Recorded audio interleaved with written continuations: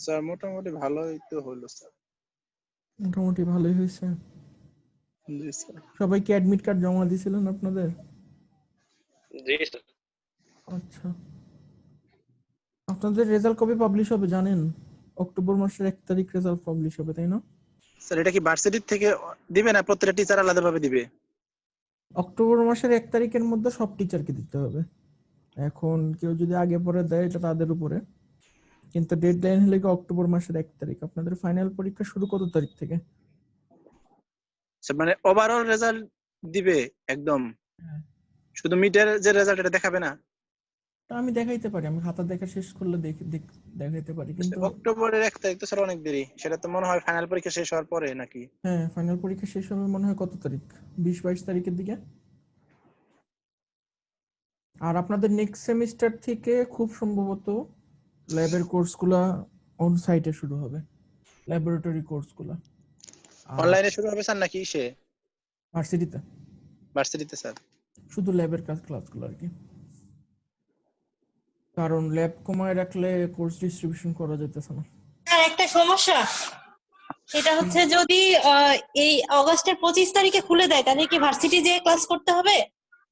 Class খুব সম্ভবত next সেমিস্টারেও অনলাইনে হবে, কিন্তু আপনার ল্যাবের যে ক্লাসগুলো, ওটা প্রতি ল্যাবে 8 জন বা 10 জন স্টুডেন্ট করে রেখে এক একটা করে ল্যাব কন্ডাক্ট করা হবে আর কি।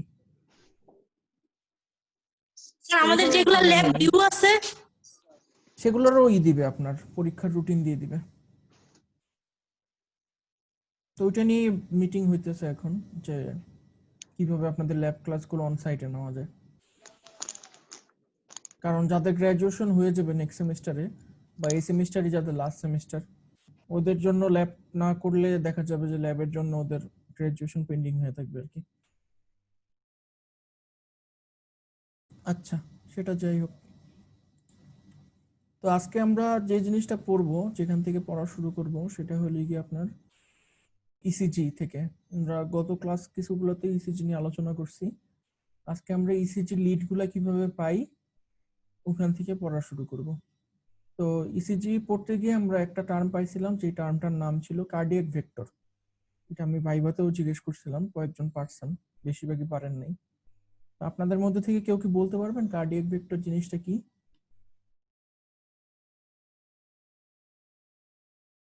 মনে আছে কারো না শেষ?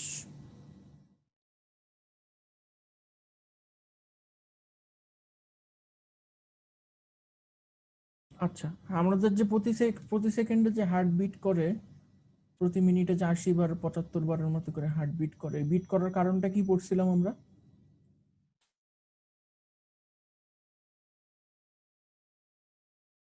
কেউ নেই, কারো মনে নেই?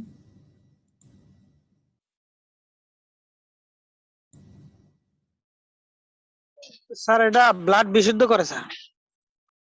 এটা আমি তো জিজ্ঞেস করিনি, আমি জিজ্ঞেস করছি কেমনে করে ব্লাড বিশুদ্ধ, মানে হার্টটা বিট করবে কেন খামাখা কারণ ছাড়া?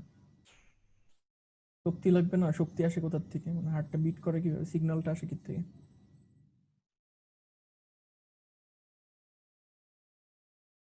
বলুন যে ভাই বা ভালো হয়েছে, সবারই তো পারার কথা মোটামুটি।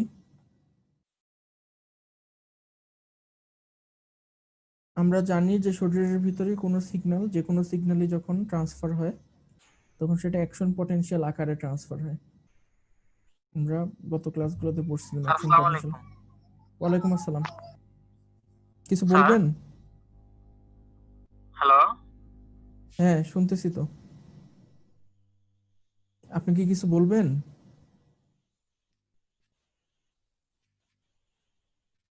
আচ্ছা, তো পুরো হার্টের মধ্যে যে ইলেকট্রিক্যাল অ্যাক্টিভিটি হয় সেটা হলো কি সাইনোয়াক্সিয়াল নোড থেকে শুরু হয়। স্যার নামাজের ব্রেক দেন নাই স্যার আজকে? হ্যাঁ, আচ্ছা, নামাজের ব্রেক এখন থেকে আপনাদের ক্লাস আমি 6:45-এ শুরু করব, যেহেতু আস্তে আস্তে দিন ছোট হইতেছে, তো নামাজের সময়টা আস্তে আস্তে আগেতেই থাকবে। তো 6:45-এ শুরু করলে আমার মনে হয় আপনাদের নামাজের সঙ্গে সামনের 1 মাস কোনো প্রবলেম হবে না। তো আমরা এখন থেকে ক্লাস 6:45, নামাজের ব্রেক ছিল 6:30 থেকে 45 পর্যন্ত নামাজের ব্রেক ছিল। স্যার ঢাকায় হচ্ছে 6:45 হচ্ছে, মানে ঢাকা থেকে ঢাকার বাইরে যে সব জায়গায় এসব জায়গায় নামাজ একটু পরে হয়, 5 মিনিট 10 মিনিট পরে হয়। আচ্ছা, আমার মনে হয় নেক্সট উইক যেতে যেতে নামাজ আরো 5 মিনিট আগে আসবে আর কি, কারণ প্রতিদিনই তো 1 মিনিট করে ছোট হচ্ছে না দিন।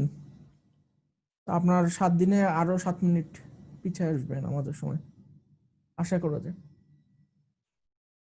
আচ্ছা, ঠিক আছে। তো আমরা গত ক্লাসগুলোতে যে পড়ছিলাম যে আপনার হার্টের মধ্যে ইলেকট্রিক্যাল সিগন্যালের শুরু হয় প্রাইমারি পেসমেকার সেলগুলো থেকে, সাইনোয়াট্রিয়াল নোডে, ওখান থেকে আস্তে আস্তে অ্যাট্রিও ভেন্ট্রিকুলার নোড থেকে হিসপারকেনজি বান্ডেলের মাধ্যমে ঢাকা হার্টের। থেকে আমাদের এইখানে ডিসটেন্স স্যার 5 মিনিটের, স্যার 5 মিনিট হয় স্যার। আচ্ছা, ঠিক আছে, আমি সামনের সপ্তাহে আপনার নামাজের সময়সূচি দেখে আমি তারপরে শিডিউল করব। তারপরে স্যার 7 রাত থেকে ক্লাস নিয়েন, ভালো হবে স্যার, অনেকে আছে। ক্লাস লেটে আসবে তো। আচ্ছা, ঠিক আছে, দেখি আপনারা নেক্সট সেমিস্টারে আপনাদের প্রোগ্রাম কোঅর্ডিনেটরদের সঙ্গে একটু কথা বললেন, ঠিক আছে, যে আপনারা 6টার থেকে ক্লাস করবেন না বা ক্লাস করতে পারবেন না, আপনাদের অফিস টফিস আছে, এটা একটু প্রোগ্রাম কোঅর্ডিনেটরদের জানাই দেন। নাইলে যে মনে করেন যে আপনারা যে বলেন 7টার থেকে ক্লাস নিতে, 7টার থেকে তো ক্লাস নিতে আমার কোনো সমস্যা নেই পার্সোনালি, কিন্তু সিলেবাসের কি হবে, আমরা কি রিপোর্ট জমা দিব, কোনো কিছু জানি না আর কি, বুঝতে পারছেন আমার কথাটা? তা আপনারা আপনাদের একটু অ্যাডভাইজিং এর সময় আপনাদের কোর্স কোঅর্ডিনেটরদেরকে বললেন, প্রোগ্রাম কোঅর্ডিনেটরদের, যে আমরা 6টায় শুরু হইলে ক্লাস করতে পারবো না, ঠিক আছে, এরকম বলে দিন। তাহলে সুবিধা হবে কি, যে ওনারা ওই অনুযায়ী রুটিন করবে, আমরা যারা ক্লাস নিই আমাদের একটু সুবিধা হবে ম্যানেজ করতে, বুঝছেন? কারণ আমাদের তো রিপোর্ট দিতে হয় প্রতি ক্লাসের শেষে, তখন ঝামেলা হয়ে যায় একটা। আচ্ছা, ঠিক আছে, আপনার পরে বললেন, অন্য কোনো সমস্যা থাকলে আমাকে বললেন পরে। আর কারো কোনো কিছু বলার আছে?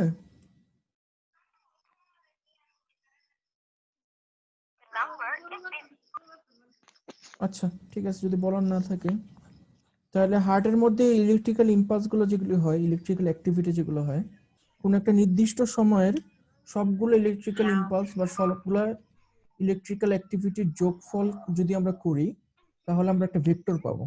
আমরা যদি শরীরের মাঝখানে যে এই জায়গাটাতে এখানে যে একটা বডির ছবি দেখানো হয়েছে, লাইক শরীরের উপরের পার্টে আপার টর্সোর যে একটা ছবি দেখানো হয়েছে, এখানে আপনি যদি মাঝখানে হার্টটাকে কল্পনা করেন, হার্টটা যদিও বাম পাশে থাকে, তারপরেও যদি আপনি হার্টটাকে মোটামুটি মাঝামাঝি কল্পনা করেন, তাহলে হার্টের কি ব্যাপার, আপনার ক্লাসে থাকা অবস্থাতেই ফোন করতে হইতেছে সুজন? আচ্ছা, তো এই জায়গায় সবগুলো অ্যাক্টিভিটিকে আমরা যদি একসাথে সামেশন করি, করলে আমরা একটা ভেক্টর পাবো। এই ভেক্টরটার একটা দিক থাকবে, অবশ্যই ভেক্টরের একটা দিক থাকবে, এবং ভেক্টরের লেন্থটা ওই টোটাল ইলেকট্রিক্যাল অ্যাক্টিভিটির যে তীব্রতা সেটাকে প্রকাশ করবে। এই ওইটাকে আমরা বলি কার্ডিয়াক ভেক্টর, যে জিনিসটা আপনাদেরকে গত ক্লাসগুলোতে পড়ানো হয়েছে। তো আমরা এখন কার্ডিয়াক ভেক্টরের চারপাশে এরকম যদি 3টা বাহু নিয়ে একটা ত্রিভুজ আঁকি, যে ত্রিভুজটাকে আমরা বলি কার্ডিয়াক ট্রায়াঙ্গেল বা আইনথোভেন্স ট্রায়াঙ্গেল। আইনথোভেন হলো কি একজন বিজ্ঞানীর নাম, যে ইসিজির কনসেপ্টটা তৈরি করতে অনেক বড় ভূমিকা রাখছিল, তার নামে এটার নাম দেওয়া হয়েছিল আইনথোভেন্স ট্রায়াঙ্গেল, এই ট্রায়াঙ্গেলটাকে। তো আমরা গত ক্লাসগুলোতে দেখছিলাম যে আমরা এরকম যদি একটা ট্রায়াঙ্গেল আঁকি, তাহলে এই কার্ডিয়াক ভেক্টরের যে প্রজেকশনটা হবে 3 দিকে, এই প্রজেকশনটা আমরা এই ট্রায়াঙ্গেলের এক একটা বাহু থেকে পেতে পারি, ঠিক আছে। এই কনসেপ্টটার উপর ভিত্তি করে আমাদের যে ক্লাসিক ইসিজির যে লিডগুলা, সেই লিডগুলা ফর্ম করা হয়েছে, লিড 1, লিড 2, লিড 3। তো লিডগুলো কিভাবে ফর্ম করা হয়েছে চলুন আমরা দেখি। যে লিড 1 যদি আমরা দেখি, তাহলে লিড 1-এ আমরা যেটা করি, যে আর এ থেকে মানে রাইট আর্ম থেকে আমরা যে সিগন্যালটা পাই, আর লেফট আর্ম থেকে আমরা যে সিগন্যালটা পাই, এই দুইটা সিগন্যালকে আমরা একে অপর থেকে বিয়োগ করি। এটা হলে কি আমরা লিড 1 বলি, আমরা এই সিগন্যালটাকে বলি লিড 1, যেটা হলে কি ত্রিভুজের এই বাহুটার মধ্যে যেই ছায়াটা পড়তেছে, সেই ছায়াটা পাওয়ার জন্য আমাদের কি করতে হয়, আমাদের এখানে একটা এমপ্লিফায়ার লাগাইতে হয়। যে এমপ্লিফায়ারটা লাগানোর ফলে আমরা এই রাইট আর্মের সিগন্যালটা এটা আমরা নিই হলে গিয়ে মাইনাসে, আর লেফট আর্মের সিগন্যালটা আমরা নিই প্লাসে। নেওয়ার পরে তাহলে আমরা এখানে এল এ মাইনাস আর এ যে সিগন্যালটা পাইলাম, এটাকেই আমরা বলতেছি লিড 1 ইসিজি। সিমিলারলি আপনি যদি লিড 2 ইসিজি যদি দেখেন, তাহলে লিড 2 ইসিজি হলে কি লেফট লেগ থেকে রাইট আর্মের সিগন্যালকে আপনি যদি বিয়োগ করেন, তাহলে যে সিগন্যালটা পাবেন ওইটাকে আমরা বলতেছি লিড 2 ইসিজি। আর সর্বশেষ যেটা লিড 3 ইসিজি, সেটা আমরা পাই হলে গিয়ে লেফট লেগ থেকে লেফট আর্ম যদি আমরা বিয়োগ করি, বিয়োগ করলে যে এই ভেক্টরটার এই বাহুতে আমাদের যে ছায়াটা পড়ে, ওই ছায়াটা আমরা মেজার করতে পারি। সেই জিনিসটাকে আমরা বলি হলো কি লিড 3 ইসিজি। স্বাভাবিকভাবে কোশ্চেন আসে হার্ট তো হলো কি শরীরের ভিতরে, ঠিক আছে, কিন্তু আমরা হাতের মধ্যে বা পায়ের মধ্যে আমরা যখন কোনো ইলেকট্রোড লাগাই তখন সেই ইলেকট্রোডে সিগন্যাল পাবো কেন? কারণ আমাদের সিগন্যালটা তো ডাইরেক্ট হার্টের মধ্যে ইলেকট্রোড প্লেস করলে আসার কথা, কিন্তু আমরা হাতে বা পায়ে ইলেকট্রোড লাগায় সিগন্যালটা পাই কিভাবে? কারো মাথায় কি কখনো এই কোশ্চেনটা আসছে বা এই কোশ্চেনের উত্তরটা কি কেউ জানেন? স্যার এটা কি স্যার আমাদের ব্লাড যে পাম্পিং করে হার্ট থেকে এই জন্য? না, হার্ট যে ব্লাড পাম্প করে সেটার কারণটা হলো কি অ্যাকশন পটেনশিয়াল, ঠিক আছে। যেহেতু হার্টের সেলগুলো স্পেশাল, পেসমেকার সেলগুলো স্পেশাল, এই জন্য ওরা কন্টিনিউয়াস ইলেকট্রিক্যাল ইম্পালস তৈরি করে, এই জন্য হার্ট পাম্প করে। কিন্তু আমার প্রশ্ন হলো গিয়ে আপনার শরীরের মাঝখানে ইলেকট্রিসিটিটা উৎপন্ন হইতেছে, আপনি চিন্তা করে দেখেন, শরীরকে আমরা বলতেছি যে এটা একটা ভলিউম কন্ডাক্টর, ঠিক আছে, এটা একটা ভলিউম, তাই না? এটা দৈর্ঘ্য প্রস্থ উচ্চতা তিনটাই আছে, এটার ভিতরে হলো গিয়ে হার্টটা। তো আপনি হাতের মধ্যে একটা ইলেকট্রোড লাগাইতেছেন, পায়ের মধ্যে একটা ইলেকট্রোড লাগাইতেছেন, কিন্তু আমরা ধরে নিচ্ছি সিগন্যালটা যেটা পাচ্ছি সেটা হলো গিয়ে এই কার্ডিয়াক ভেক্টরের একটা ছায়া। এই কার্ডিয়াক ভেক্টরটা কিসের ভিতরে বলেন তো? এই কার্ডিয়াক ভেক্টরটা কোথায়? হার্টে। হার্টে, কিন্তু হার্ট তো শরীরের ভিতরে, তাই না? কিন্তু আপনি ইলেকট্রোডটা লাগাইতেছেন হাতে, হাতে আর পায়ে। হাত আর পায়ের সঙ্গে হার্টের কানেকশনটা কোথায়? হাত আর পায়ের মাঝখানে কি আছে? আমার হাত পা আর হার্টের মাঝখানে কি আছে? মাংস আছে, চর্বি আছে, ব্লাড ভেসেল আছে, ব্লাড আছে, কোষের মাধ্যমে স্যার, কোষ আছে না? হ্যাঁ, কিন্তু কোষের মাধ্যমে আপনার ইলেকট্রিসিটি কিভাবে পাস করবে? কোষ কি দিয়ে তৈরি? কোষের যে সেলগুলোর মধ্যে দিয়ে কি যায়? কিভাবে যাবে বলেন? সেলগুলো কি দিয়ে তৈরি? সেলগুলো আপনার বিভিন্ন ধরনের, এর মধ্যে তো হচ্ছে রক্ত সঞ্চালন করতে হবে, তো রক্ত যখন সঞ্চালন হয় ওটার সাথে কি ইলেকট্রিক সেলের ভিতরে কি রক্ত থাকে? মানে ব্লাড সেল বলতে আমি ওই যে ছোট ছোট রগ যেটা আমরা বলে থাকি এইগুলাকে বুঝছি। হ্যাঁ, কিন্তু আপনার তো মনে করেন যে হার্টের যেখান থেকে আপনার পাম্প করতেছে সেখান থেকে কতগুলো রগের আপনার ডাইরেক্ট কানেকশন আছে হাত পর্যন্ত। তাহলে আপনি চিন্তা করে দেখেন, আপনি যদি রগের কথা চিন্তা করেন, মানে যেটাকে আপনি রগ বলতেন, ধমনী বা শিরা যেটাকে আমরা বলি, তো ধমনী আর শিরার আপনি প্রস্থচ্ছেদের ক্ষেত্রফল এবং এটা লেন্থ চিন্তা করেন, হার্টের থেকে আপনার হাত পর্যন্ত এটার বিপুল পরিমাণ লেন্থ। এটা রেজিস্ট্যান্স কিরকম অসীম হবে এটা তো আপনি কল্পনা করতে পারতেছেন মোটামুটি, তাই না? হার্টের মধ্যে থেকে যে সিগন্যালটা আপনার তৈরি হইতেছে, আমরা গত ক্লাসগুলো থেকে জানি এই সিগন্যালটার অ্যামপ্লিটিউড 20 মিলিভোল্ট। এই 20 মিলিভোল্টের একটা সিগন্যাল এই বিশাল বড় একটা রেজিস্ট্যান্স পার হয়ে কখনো কি আপনি এই জায়গায় দেখতেন সেটাকে? কঠিন হতো দেখাটা, তাই না? হ্যাঁ স্যার, সম্ভব না মনে হচ্ছে। সম্ভব না। তাই আপনারা এই জিনিসটা নিয়ে একটু ওয়ান্ডার করেন যে আমরা কিভাবে পাচ্ছি, 1 নম্বর কথা। আর 2 নম্বর কথা যেটা, সেটা হলো গিয়ে আপনি এই যে এখানে হাতের এখান থেকে একটা সিগন্যাল নিচ্ছেন আর পায়ের এখান থেকে যে সিগন্যালটা নিচ্ছেন, নিয়ে আপনি ধরতেছেন যে হার্টটা একদম ঠিক শরীরের মাঝামাঝি একটা জায়গাতে আছে। এটা কিন্তু আমরা ধরে নিচ্ছি। আসলে কি আমাদের হার্টটা শরীরের মাঝামাঝি অবস্থায় আছে? না, হার্টটা কিন্তু আমাদের বাম দিকে, তাই না? হার্টটা কিন্তু আমাদের বাম দিকে, কিন্তু আমরা আলোচনার সুবিধার্থে ধরে নিচ্ছি যে হার্টটা শরীরের মাঝখানে, কারণ হার্টটা শরীরের মাঝখানে হলে আমরা এরকম সুন্দর একটা সমবাহু ত্রিভুজ আঁকতে পারি। হার্টটাকে আপনি যদি সামান্য বাম দিকে চাপায় দেন, আপনি সিগন্যাল নিলেন রাইট আর্ম লেফট আর্ম থেকে আর লেফট লেগ থেকে, তাহলে কিন্তু এই ত্রিভুজটা এত সুন্দর সমবাহু সমকোণী ত্রিভুজ হইতো না, তাই না?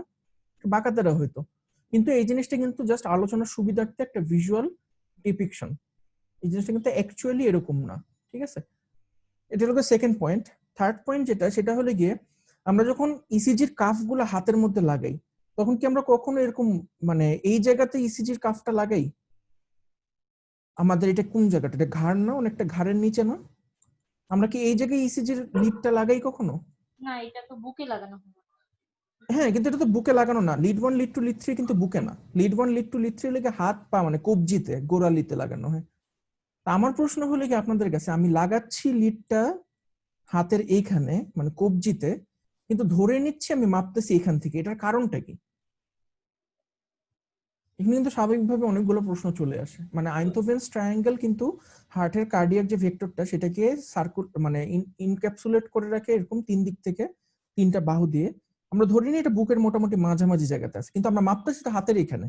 তা আমরা এখানে ধরতেছি কিভাবে বলেন তো? ওটা পালসের সাথে কোনোভাবে কি কিছু করা আছে? না, একটা জিনিস চিন্তা করেন, আপনারা কি কখনো থেভেনিন ইকুইভ্যালেন্ট সার্কিট করছেন? হ্যাঁ, থেভেনিন ইকুইভ্যালেন্ট সার্কিটে আপনি যখন ওপেন সার্কিট টেস্ট করতেন, সার্কিটের শেষ টার্মিনালে এরকম যখন একটা open circuit and open circuited মানে এই যে একটা এ টার্মিনাল থেভেনিন ইকুইভ্যালেন্ট সার্কিটের আর বি টার্মিনাল, এখানে আপনি যখন ওপেন সার্কিট করতেন, ওপেন সার্কিট করার পর এখানে যখন রেজিস্ট্যান্সটা থাকতো আমরা কি ধরতাম, এখানে যে ভোল্টেজটা আছে আর এখানে যে ভোল্টেজটা আছে দুইটাকে আমরা একই ভোল্টেজ ধরতাম না? কারো কি এটা মনে আছে না একদম ভুলে গেছেন? জি স্যার, জি স্যার ঠিক আছে। মনে আছে? কেন ধরি বলেন তো, কেন ধরি আমরা এই ভোল্টেজটা এই ভোল্টেজটা সমান? স্যার ওইটার মধ্যে দিয়ে কোনো কারেন্ট প্রবাহিত হয় না ওই রেজিস্টরের এক্স্যাক্টলি। মধ্যে দিয়ে। তো এটার মধ্যে দিয়ে যদি কোনো কারেন্ট প্রবাহিত না হয় তাহলে এই ভোল্টেজের অ্যাক্রসে, এই রেজিস্ট্যান্সের অ্যাক্রসে কোনো ভোল্টেজ ড্রপও হবে না। যদি ভোল্টেজ ড্রপ না হয় তাহলে এখানে যে ভোল্টেজ এখানে সেই একই ভোল্টেজ। তার মানে আপনার হাতটা যদি একদম মুক্ত অবস্থায় থাকে বাতাসে, এখন আপনি ইসিজির লিডটাই হাতের মধ্যে এই জায়গায় বসাইলেন, তার মানে এখানে বসানো যে কথা এখানে বসানো একই কথা। স্যার এই একটা জিনিসটা, question। হ্যাঁ বলেন। স্যার এই ক্ষেত্রে তো স্যার আমরা সার্কিটের ক্ষেত্রে দুইটা খোলা প্রান্ত থাকে, কিন্তু হাতের মধ্যে তো শরীরের সাথে একটা জয়েন্ট আছে, এটা কি এটাই মুক্তভাবে তো বলতে শরীরের এই পারতাম? জয়েন্টটা, এই যে জয়েন্টটা হাতটা যেখানে শরীরের সাথে লাগানো, এটাই তো এই জয়েন্টটা। আচ্ছা আর এটা লাগে হার্ট, কিন্তু আমরা তো এই জায়গাতে লিডটা লাগাই না। আমার কোশ্চেন হলো কি আমরা তো এই জায়গায় লিডটা লাগাই না, তাই না?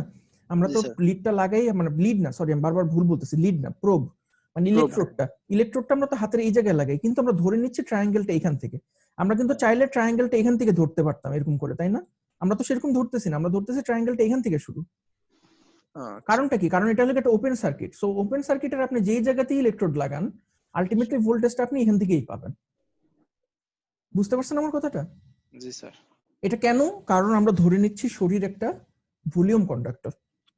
শরীর একটা ভলিউম কন্ডাক্টর, আমরা মোটামুটি ধরে নিচ্ছি যে শরীরের ভিতরে আপনার রক্ত মাংস হাড্ডি যা কিছু আছে সবকিছুকে সামারাইজ করে এটার একটা কমন রেজিস্টিভিটি আছে, যেটাকে ধরে আমরা কোনো একটা জায়গার রেজিস্ট্যান্সটি হিসাব করতে পারি শরীরের।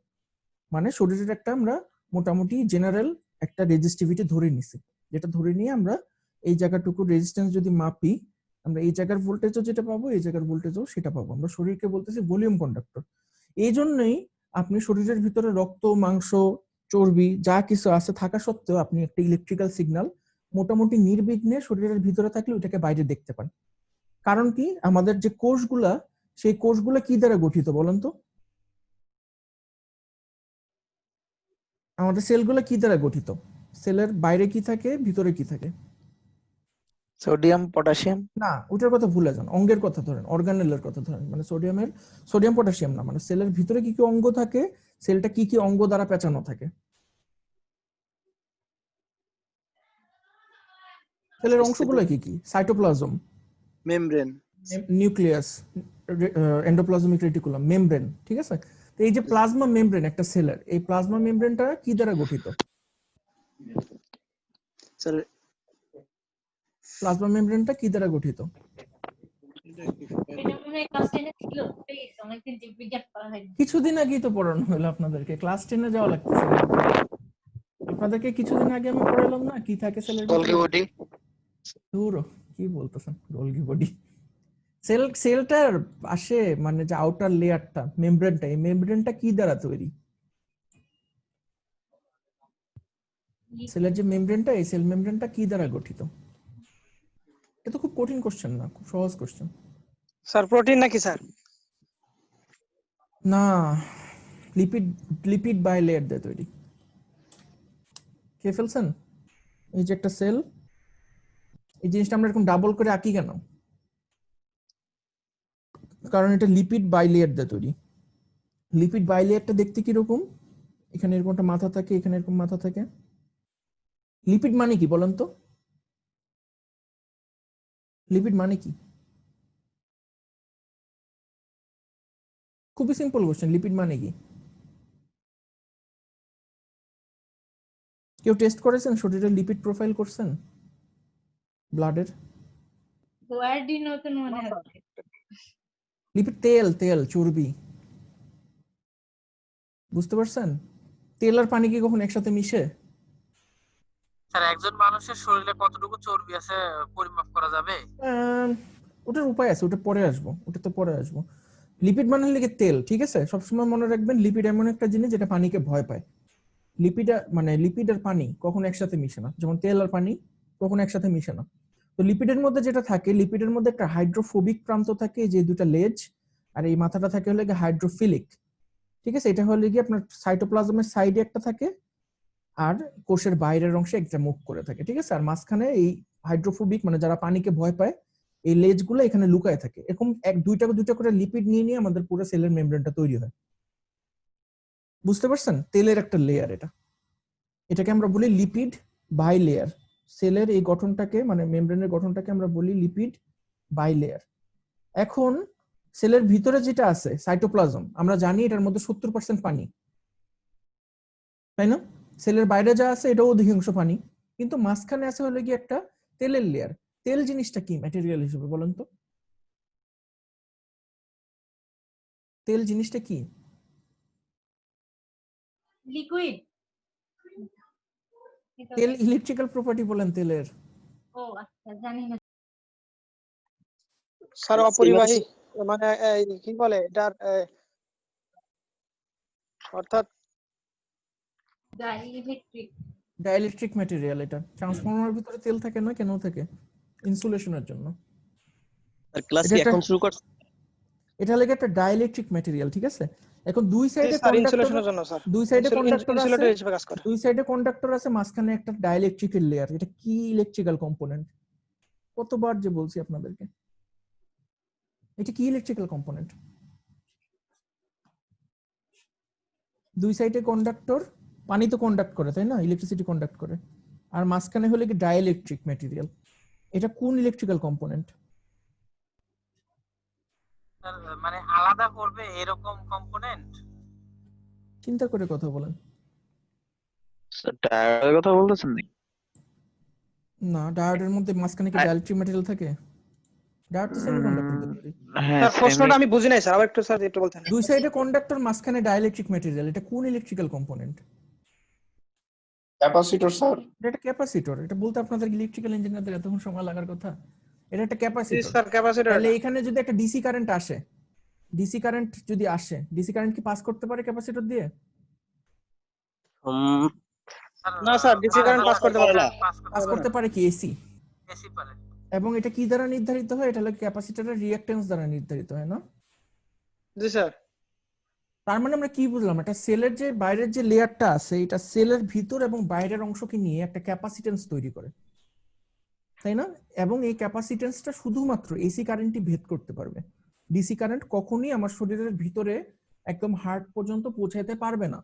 এখন যেহেতু আমাদের জানি আমরা ইসিজি সিগন্যালটা, এটা কি একটা পিরিয়ডিক সিগন্যাল, মানে এটার কি একটা ফ্রিকোয়েন্সি আছে নাকি নাই? অবশ্যই ইসিজির একটা ফ্রিকোয়েন্সি আছে, তাই না? কারণ আমরা ইসিজি সিগন্যালটা যখন মেডিকেলে, সিনেমাতে, নাটকে যেখানেই দেখি, আমরা দেখি যে ইসিজি সুন্দর এরকম একটা প্যাটার্ন কিছুক্ষণ পর পর রিপিট করতেছে। তার মানে অবশ্যই এটা একটা এসি সিগন্যাল।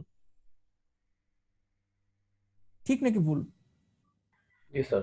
তাহলে এটা ঠিক আছে, অবশ্যই জি, sir. Cell to cell to cell to cell পার হয়ে অবশ্যই আমার হার্ট থেকে হাত পর্যন্ত আসতে পারবে। বুঝতে পারছেন? জি স্যার। তাহলে আমাদের ওই কোশ্চেনটার উত্তর আমরা পেয়ে গেলাম যে আমার তৈরি হইতেছে শরীরের ভিতরে, আমি কিভাবে বাইরে পাচ্ছি। এবং এই জিনিসটা আমাকে ইন্টারভিউতে জিজ্ঞাসা করা হয়েছিল। আমি যখন জেনারেল ইলেকট্রনিকে ইন্টারভিউ দিতে গেছিলাম, আমাকে জিজ্ঞেস করছিল যে তোমার এটা শরীরের ভিতরে আছে হার্ট, কিন্তু শরীর তো আমরা জানি ইনসুলেটিং ম্যাটেরিয়াল দিয়ে তৈরি, মাংস বা রক্ত যেটাই বলি আমরা, এটা more or less insulating material, তাই না? কিন্তু তারপর আমরা হার্টের মধ্যে যে সিগন্যালটা হচ্ছে আমরা শরীরের বাইরে কিভাবে পাচ্ছি? কারণ শরীর একটা ভলিউম কন্ডাক্টর, ঠিক আছে? শরীর এজ এ হোল, সেলগুলো এসি কারেন্টের জন্য একটা ভলিউম কন্ডাক্টর। এই জন্য শরীরের ভিতরে একটা সিগন্যাল তৈরি হইলেও আমরা বাইরের থেকে সেই সিগন্যালটাকে পিক করতে পারি। বুঝতে পারছেন? তাহলে আমরা অনেকগুলো কোশ্চেনের উত্তর জানলাম। এক হলে গিয়ে শরীর থেকে কিভাবে ভিতর থেকে বাইরে আমরা সিগন্যালটা পাই, এবং এই যে আইনথোভেন্স ট্রায়াঙ্গেল কিভাবে কার্ডিয়াক ভেক্টর থেকে আমাদের ইসিজির বিভিন্ন লিডগুলো পেতে সাহায্য করে। Lead 1, lead 2, lead 3। এই ছবিটা আপনাদের সবার অবশ্যই আঁকতে পারতে হবে। এটা ভাইবাতে আপনাদেরকে জিজ্ঞেস করা হবে যে আইনথোভেন্স ট্রায়াঙ্গেল কাকে বলে, এবং কার্ডিয়াক ভেক্টর থেকে লিড 1, লিড 2, লিড 3 বের করে দেখাও। এবং এটা বের করার সময় অবশ্যই আপনারা ভেক্টরের মাইনাস প্লাস এই দিকটা মনে রাখবেন, ঠিক আছে? যেমন দেখেন যে আর এ থেকে এল এর দিকে ভেক্টরটা যাইতেছে, দেখছেন? তার মানে ভেক্টরটা যেখান থেকে শুরু হবে সেটা হবে মাইনাস, আর যেখানে যাবে সেটা হবে প্লাস। তার মানে আপনি এল এর থেকে যে ভোল্টেজটা পাবেন সেই ভোল্টেজটা থেকে বিয়োগ করবেন আর এটাকে। বুঝতে পারছেন? আবার এল এল থেকে যে ভোল্টেজটা পাবেন সেটার থেকে বিয়োগ করবেন আর এটাকে। এই যে ভোল্টেজের বিয়োগফল, এই বিয়োগফলটাকে আমরা বলি যে এটা একটা লিড, পার্টিকুলার একটা লিড। লিড 1, লিড 2 আর লিড 3। কারো কি কোনো কোশ্চেন আছে?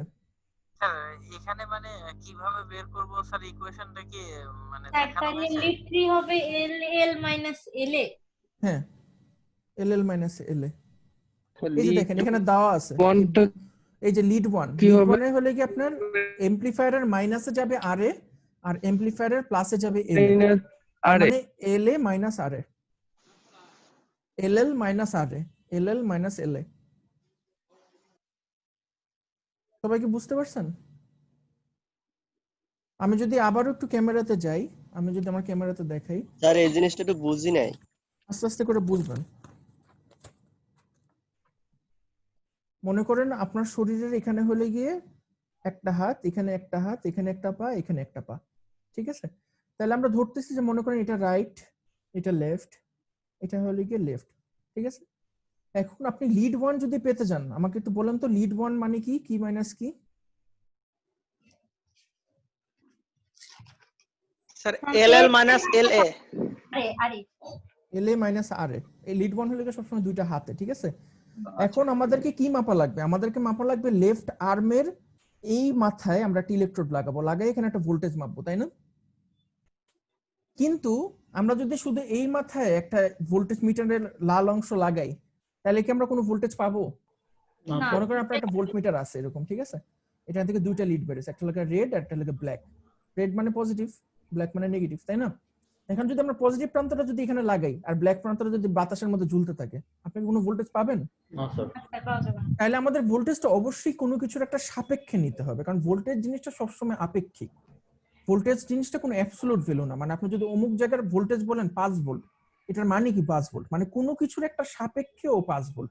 কিসের সাপেক্ষে 5 ভোল্ট? ওটা যে নেগেটিভ প্রান্তটা আছে, ওই নেগেটিভ প্রান্তের সাপেক্ষে পজিটিভ প্রান্তটা 5 ভোল্ট, তাই না? এখন আপনি যদি শুধু বলেন 5 ভোল্ট, এটার মানে তো এটা না যে এটা একটা ইউনিভার্সাল ভ্যালু 5 ভোল্ট, যেমন আমাদের 5 কেজি। ভোল্টেজ জিনিসটা তো এরকম না। ভোল্টেজ জিনিসটা সবসময় একটা পয়েন্টের থেকে আরেকটা পয়েন্টের তুলনা করে আমরা বুঝি যে এই দুটার মধ্যে ভোল্টেজ ডিফারেন্স কত, কারণ ভোল্টেজ কথাটার সাথে সাথেই চলে আসে ভোল্টেজ ডিফারেন্স।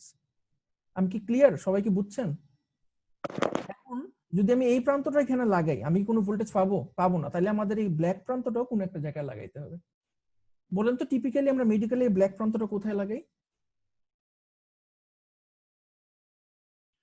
স্যার পায়ে গ্রাউন্ডে স্যার, গ্রাউন্ডে স্যার। পজিটিভ প্রান্তে স্যার, নাকি চিন্তা করে কথা বলেন। পায়ে কোথায় স্যার। লাগাবেন? পায়ে তো আছেই, আপনার একটা লিড তো আছেই এই পায়ে। কোথায় স্যার লাগাবেন? লিড 1 এর জন্য এইখানে রাইট লাগাবেন। স্যার আট থাকে। এই পাটা খালি না? হাতের আঙুল স্যার ডান হাত আর হলো বাম হাতে থাকে আর বাম পাতে থাকে, আর ডান পা স্যার হলো আর্থিং মানে যেটাকে বলে আর কি, ওটাতে লাগানো থাকে না। ঠিক বলছেন। ডান পাতা থাকে হলে কি আর্থিং। বুঝছেন? মানে জেনারেলি আমরা যেভাবে হিসাব করি যে আমরা ডান পার সাপেক্ষে মাপি, মাপার পরে তারপরে ওটা একটা অপরটার থেকে বিয়োগ করে দিই।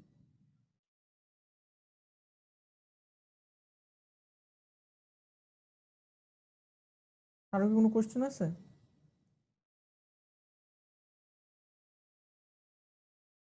তার মানে স্যার আর্থিং ডান পা হিসেবে মানে তিনটে যখন আমরা মাপবো তখন ডান পা আর্থিং হিসেবে ব্যবহার করবো, তাই তো স্যার? হ্যাঁ, মানে আপনি ডান পার সাপেক্ষে আপনি প্রত্যেকটার ভোল্টেজ মাপবেন। বুঝতে বুঝতে পারলাম পারছেন? স্যার। আপনি ডান পার সাপেক্ষে মাপবেন, মাপার পরে মানে ডান পার সাপেক্ষে আপনি এটা মাপলেন, তাহলে এখানে একটা ভোল্টেজ V1 পাইলেন। ডান পার সাপেক্ষে এটার ভোল্টেজটা মাপলেন, তাহলে এখানে একটা ভোল্টেজ V2 পাইলেন। V1 Yes, sir. V2 করে দিলে আপনার লিড 1 বের হয়ে আসবে। এখন এই জিনিসটা তো আমরা মেডিকেলি তো আর আমরা এই জিনিসটা ভোল্টমিটার দিয়ে করি না, কারণ ভোল্টমিটার অনেক মানে কি বলবো অনেক মানে অনেক ইনএকুরেট একটা ইকুইপমেন্ট। তো এটার জন্য আমরা প্রিসিশন অ্যাম্পলিফায়ার ইউজ করি, বায়ো অ্যাম্পলিফায়ার ইউজ করি। বায়ো অ্যাম্পলিফায়ার দিয়ে আমরা এই ভোল্টেজের ডিফারেন্সটা মাপবো, যেটা হলো অপেম দ্বারা গঠিত।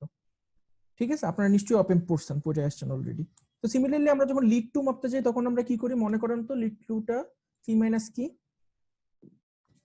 লিড 2 হলে কি left leg minus right arm, left leg minus right arm, এটা এটা মাইনাস এটা। তখন এর দুটো আমরা আবার কিভাবে হিসাব করি? সিমিলারলি এখানে একটা ভোল্টমিটার বসাই, এখানে একটা ভোল্টেজ মাপি, তারপর আবার এখানে একটা ভোল্টেজ মাপি। বুঝতে পারছেন? মাপার পরে তারপর আমরা ওই জিনিসটা ক্যালকুলেট করে হিসাব নিকাশ করি। ঠিক আছে? এখন একটা জিনিস চিন্তা করে দেখেন, আপনি যখন লিড 1 লিড 2 লিড 3 যখন হিসাব করবেন, আপনি কি এট এ টাইম মানে একটা সিঙ্গেল টাইম, মনে করেন সেকেন্ডের সবচেয়ে ছোট ভাগ যেটা আপনি কল্পনা করতে পারেন, 1 ন্যানো সেকেন্ড। 1 ন্যানো সেকেন্ডে আপনি কি সবগুলো লিড একসাথে হিসাব করতে পারবেন কখনো? সম্ভব না স্যার, সম্ভব না, কারণ প্রত্যেকটা লিডের মধ্যে আরেকটা লিডের সঙ্গে ওভারল্যাপ কিছু না কিছু একটা আছে, তাই না? যেমন লিড 1 আর লিড 2 এর মধ্যে ওভারল্যাপ কোনটা আছে? রাইট আর্মটা ওভারল্যাপ আছে, দুইটার মধ্যেই আছে, তাই না? তাহলে আপনি এট এ টাইম তো দুই জায়গা থেকে হিসাব নিকাশ করতে পারবেন না, তাইলে আপনার কি করা লাগে? হিসাব নিকাশটা করা লাগে পিরিয়ডিক। পরে আমরা যেটা করি, বিভিন্ন সফটওয়্যারের মাধ্যমে ওই মাঝখানের যে গ্যাপটা থাকে, মানে আমি যেই সময় মাপছি, মানে দুইটা সময় মাপছি আর মাঝখানের সময়টা গ্যাপ, মাঝখানের সময়টা আমি মাপতে পারিনি, তখন আমি কি করি? ইন্টারপোলেশন করে, এক্সট্রাপোলেশন করে ওই জায়গাটাতে পূরণ করে দিই শূন্য স্থানটা। আমার কথাটা বুঝতে পারছেন?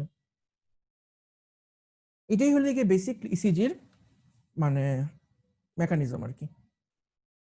কারো কি ইসিজির মানে প্রিলিমিনারি লিড গুলো বুঝতে সমস্যা আছে? Lead 1, lead 2, lead 3? তো আপনাদের যখন ল্যাব অফার করা হবে, বায়োমেডিক্যালের ল্যাব অফার করা হবে, আমরা চেষ্টা করব ল্যাবের মধ্যেই এই আপনার লিড 1, লিড 2, লিড 3 ইসিজি তৈরি করার জন্য। কারণ এই ইসিজি তৈরি করাটা এত সহজ যে আমরা চাইলে ল্যাবে বসে এটা তৈরি করতে পারি, মানে আপনাদের ইউনিভার্সিটির ল্যাবে বসে এটা তৈরি করতে পারি, এত সহজ বানানো। তো ওই জিনিসটা আমি আশা করি আমরা বানানো শিখবো। তাহলে এই সুযোগে আমরা চলেন যে আরো কয়েকটা অ্যাডভান্সড লিড আমরা দেখে আসি, যে লিড গুলো আমরা ল্যাবে বানাইতে পারবো না, বানানোটা একটু ডিফিকাল্ট, মানে লিড 1, লিড 2, লিড 3 তুলনায় ডিফিকাল্ট। আমি এর মাঝখানে আপনাদেরকে বলি যে মানে প্রথম যখন এই জিনিসটা তৈরি করা হয়েছে, এই লিড 1, লিড 2, লিড 3, তখন কিন্তু আপনার এরকম অপএম, ট্রানজিস্টর এগুলি কিন্তু কিছু ছিল না, মানে সলিড স্টেট ডিভাইস এখন যেগুলি, এগুলি কিছু ছিল না, এবং ইলেকট্রোড গুলো কিন্তু এত অ্যাডভান্স ছিল না। তখন মানুষ ইসিজি কিভাবে মাপতো? তখন একটা হাত ডুবাইতে হলে গিয়ে একটা তামার বালতির মধ্যে, বালতি ভর্তি থাকতো পানি, একটা হাত এরকম তামার বালতির মধ্যে ডুবানো হতো, তামার বালতি থেকে আপনার তার দিয়ে, তারপরে যে বিভিন্ন ধরনের যে ভ্যাকিউম টিউব ছিল, আগে অ্যাম্পলিফায়ার হিসেবে ভ্যাকিউম টিউব ইউজ করা হতো যখন আমাদের কাছে ট্রানজিস্টর ছিল না, তখন ওগুলোর মধ্যে দিয়ে হিসাব নিকাশ করা হতো। তো মেশিনটা হয়তো, ইসিজি মেশিনটা হয়তো পুরো রুমের সমান, একটা রুমের সমান, ওর মধ্যে বিশাল বড় বড় 4টা বালতি থাকতো, বালতির মধ্যে আপনার হাত পা চুবাই রাখা লাগতো, ওই বালতিগুলাকে আপনার ইলেকট্রোড হিসাবে ইউজ করা হতো। কত সালে এরকম হইতো? ভুলে গেছি আমি, 1900, দাঁড়ান আমি একটু একটু সার্চ করে দেখি আমি। এটা হলো গিয়ে মানে আইনথোভেন মানে যার নামে এটাই হয়েছে, আইনথোভেন যখন ইসিজি করতো তখন এটা একটা ছবি আছে আপনাদের। স্যার আমাদের যে বায়োমেডিক্যাল পড়তেছে এখন, এটা কি স্যার প্র্যাকটিক্যালও আছে? থাকা তো উচিত, আমি জানি না আপনাদের আছে নাকি। আচ্ছা আমি একটা নতুন শেয়ার দেখি আপনাদেরকে, ছবিটা দেখতে পারতেছেন সবাই? জি স্যার। এটা হলো গিয়ে একদম 1911 সালের ইসিজি ইকুইপমেন্ট, ঠিক আছে? এরকম বালতির মধ্যে তখন ওই হাত পা ডুবাই রাখা লাগতো, আর এটা কি আপনার ইলেকট্রোড হিসেবে ইউজ করা হতো। আর এই যে মেশিনটা দেখতেছেন, এই মেশিনটার মধ্যে বিভিন্ন ধরনের ভ্যাকিউম টিউব থাকতো, যেগুলোকে অ্যাম্পলিফিকেশনের কাজে ইউজ করা হতো, কারণ তখন ওদের কাছে সলিড স্টেট ডিভাইস ছিল না এখনকার মতো। এটা এই কত লোকটা সাল খুব বললেন সম্ভবত স্যার? আইনথোভেন। হ্যাঁ, কত সাল বললেন? 1911, এখন থেকে আরো 109 বছর আগে।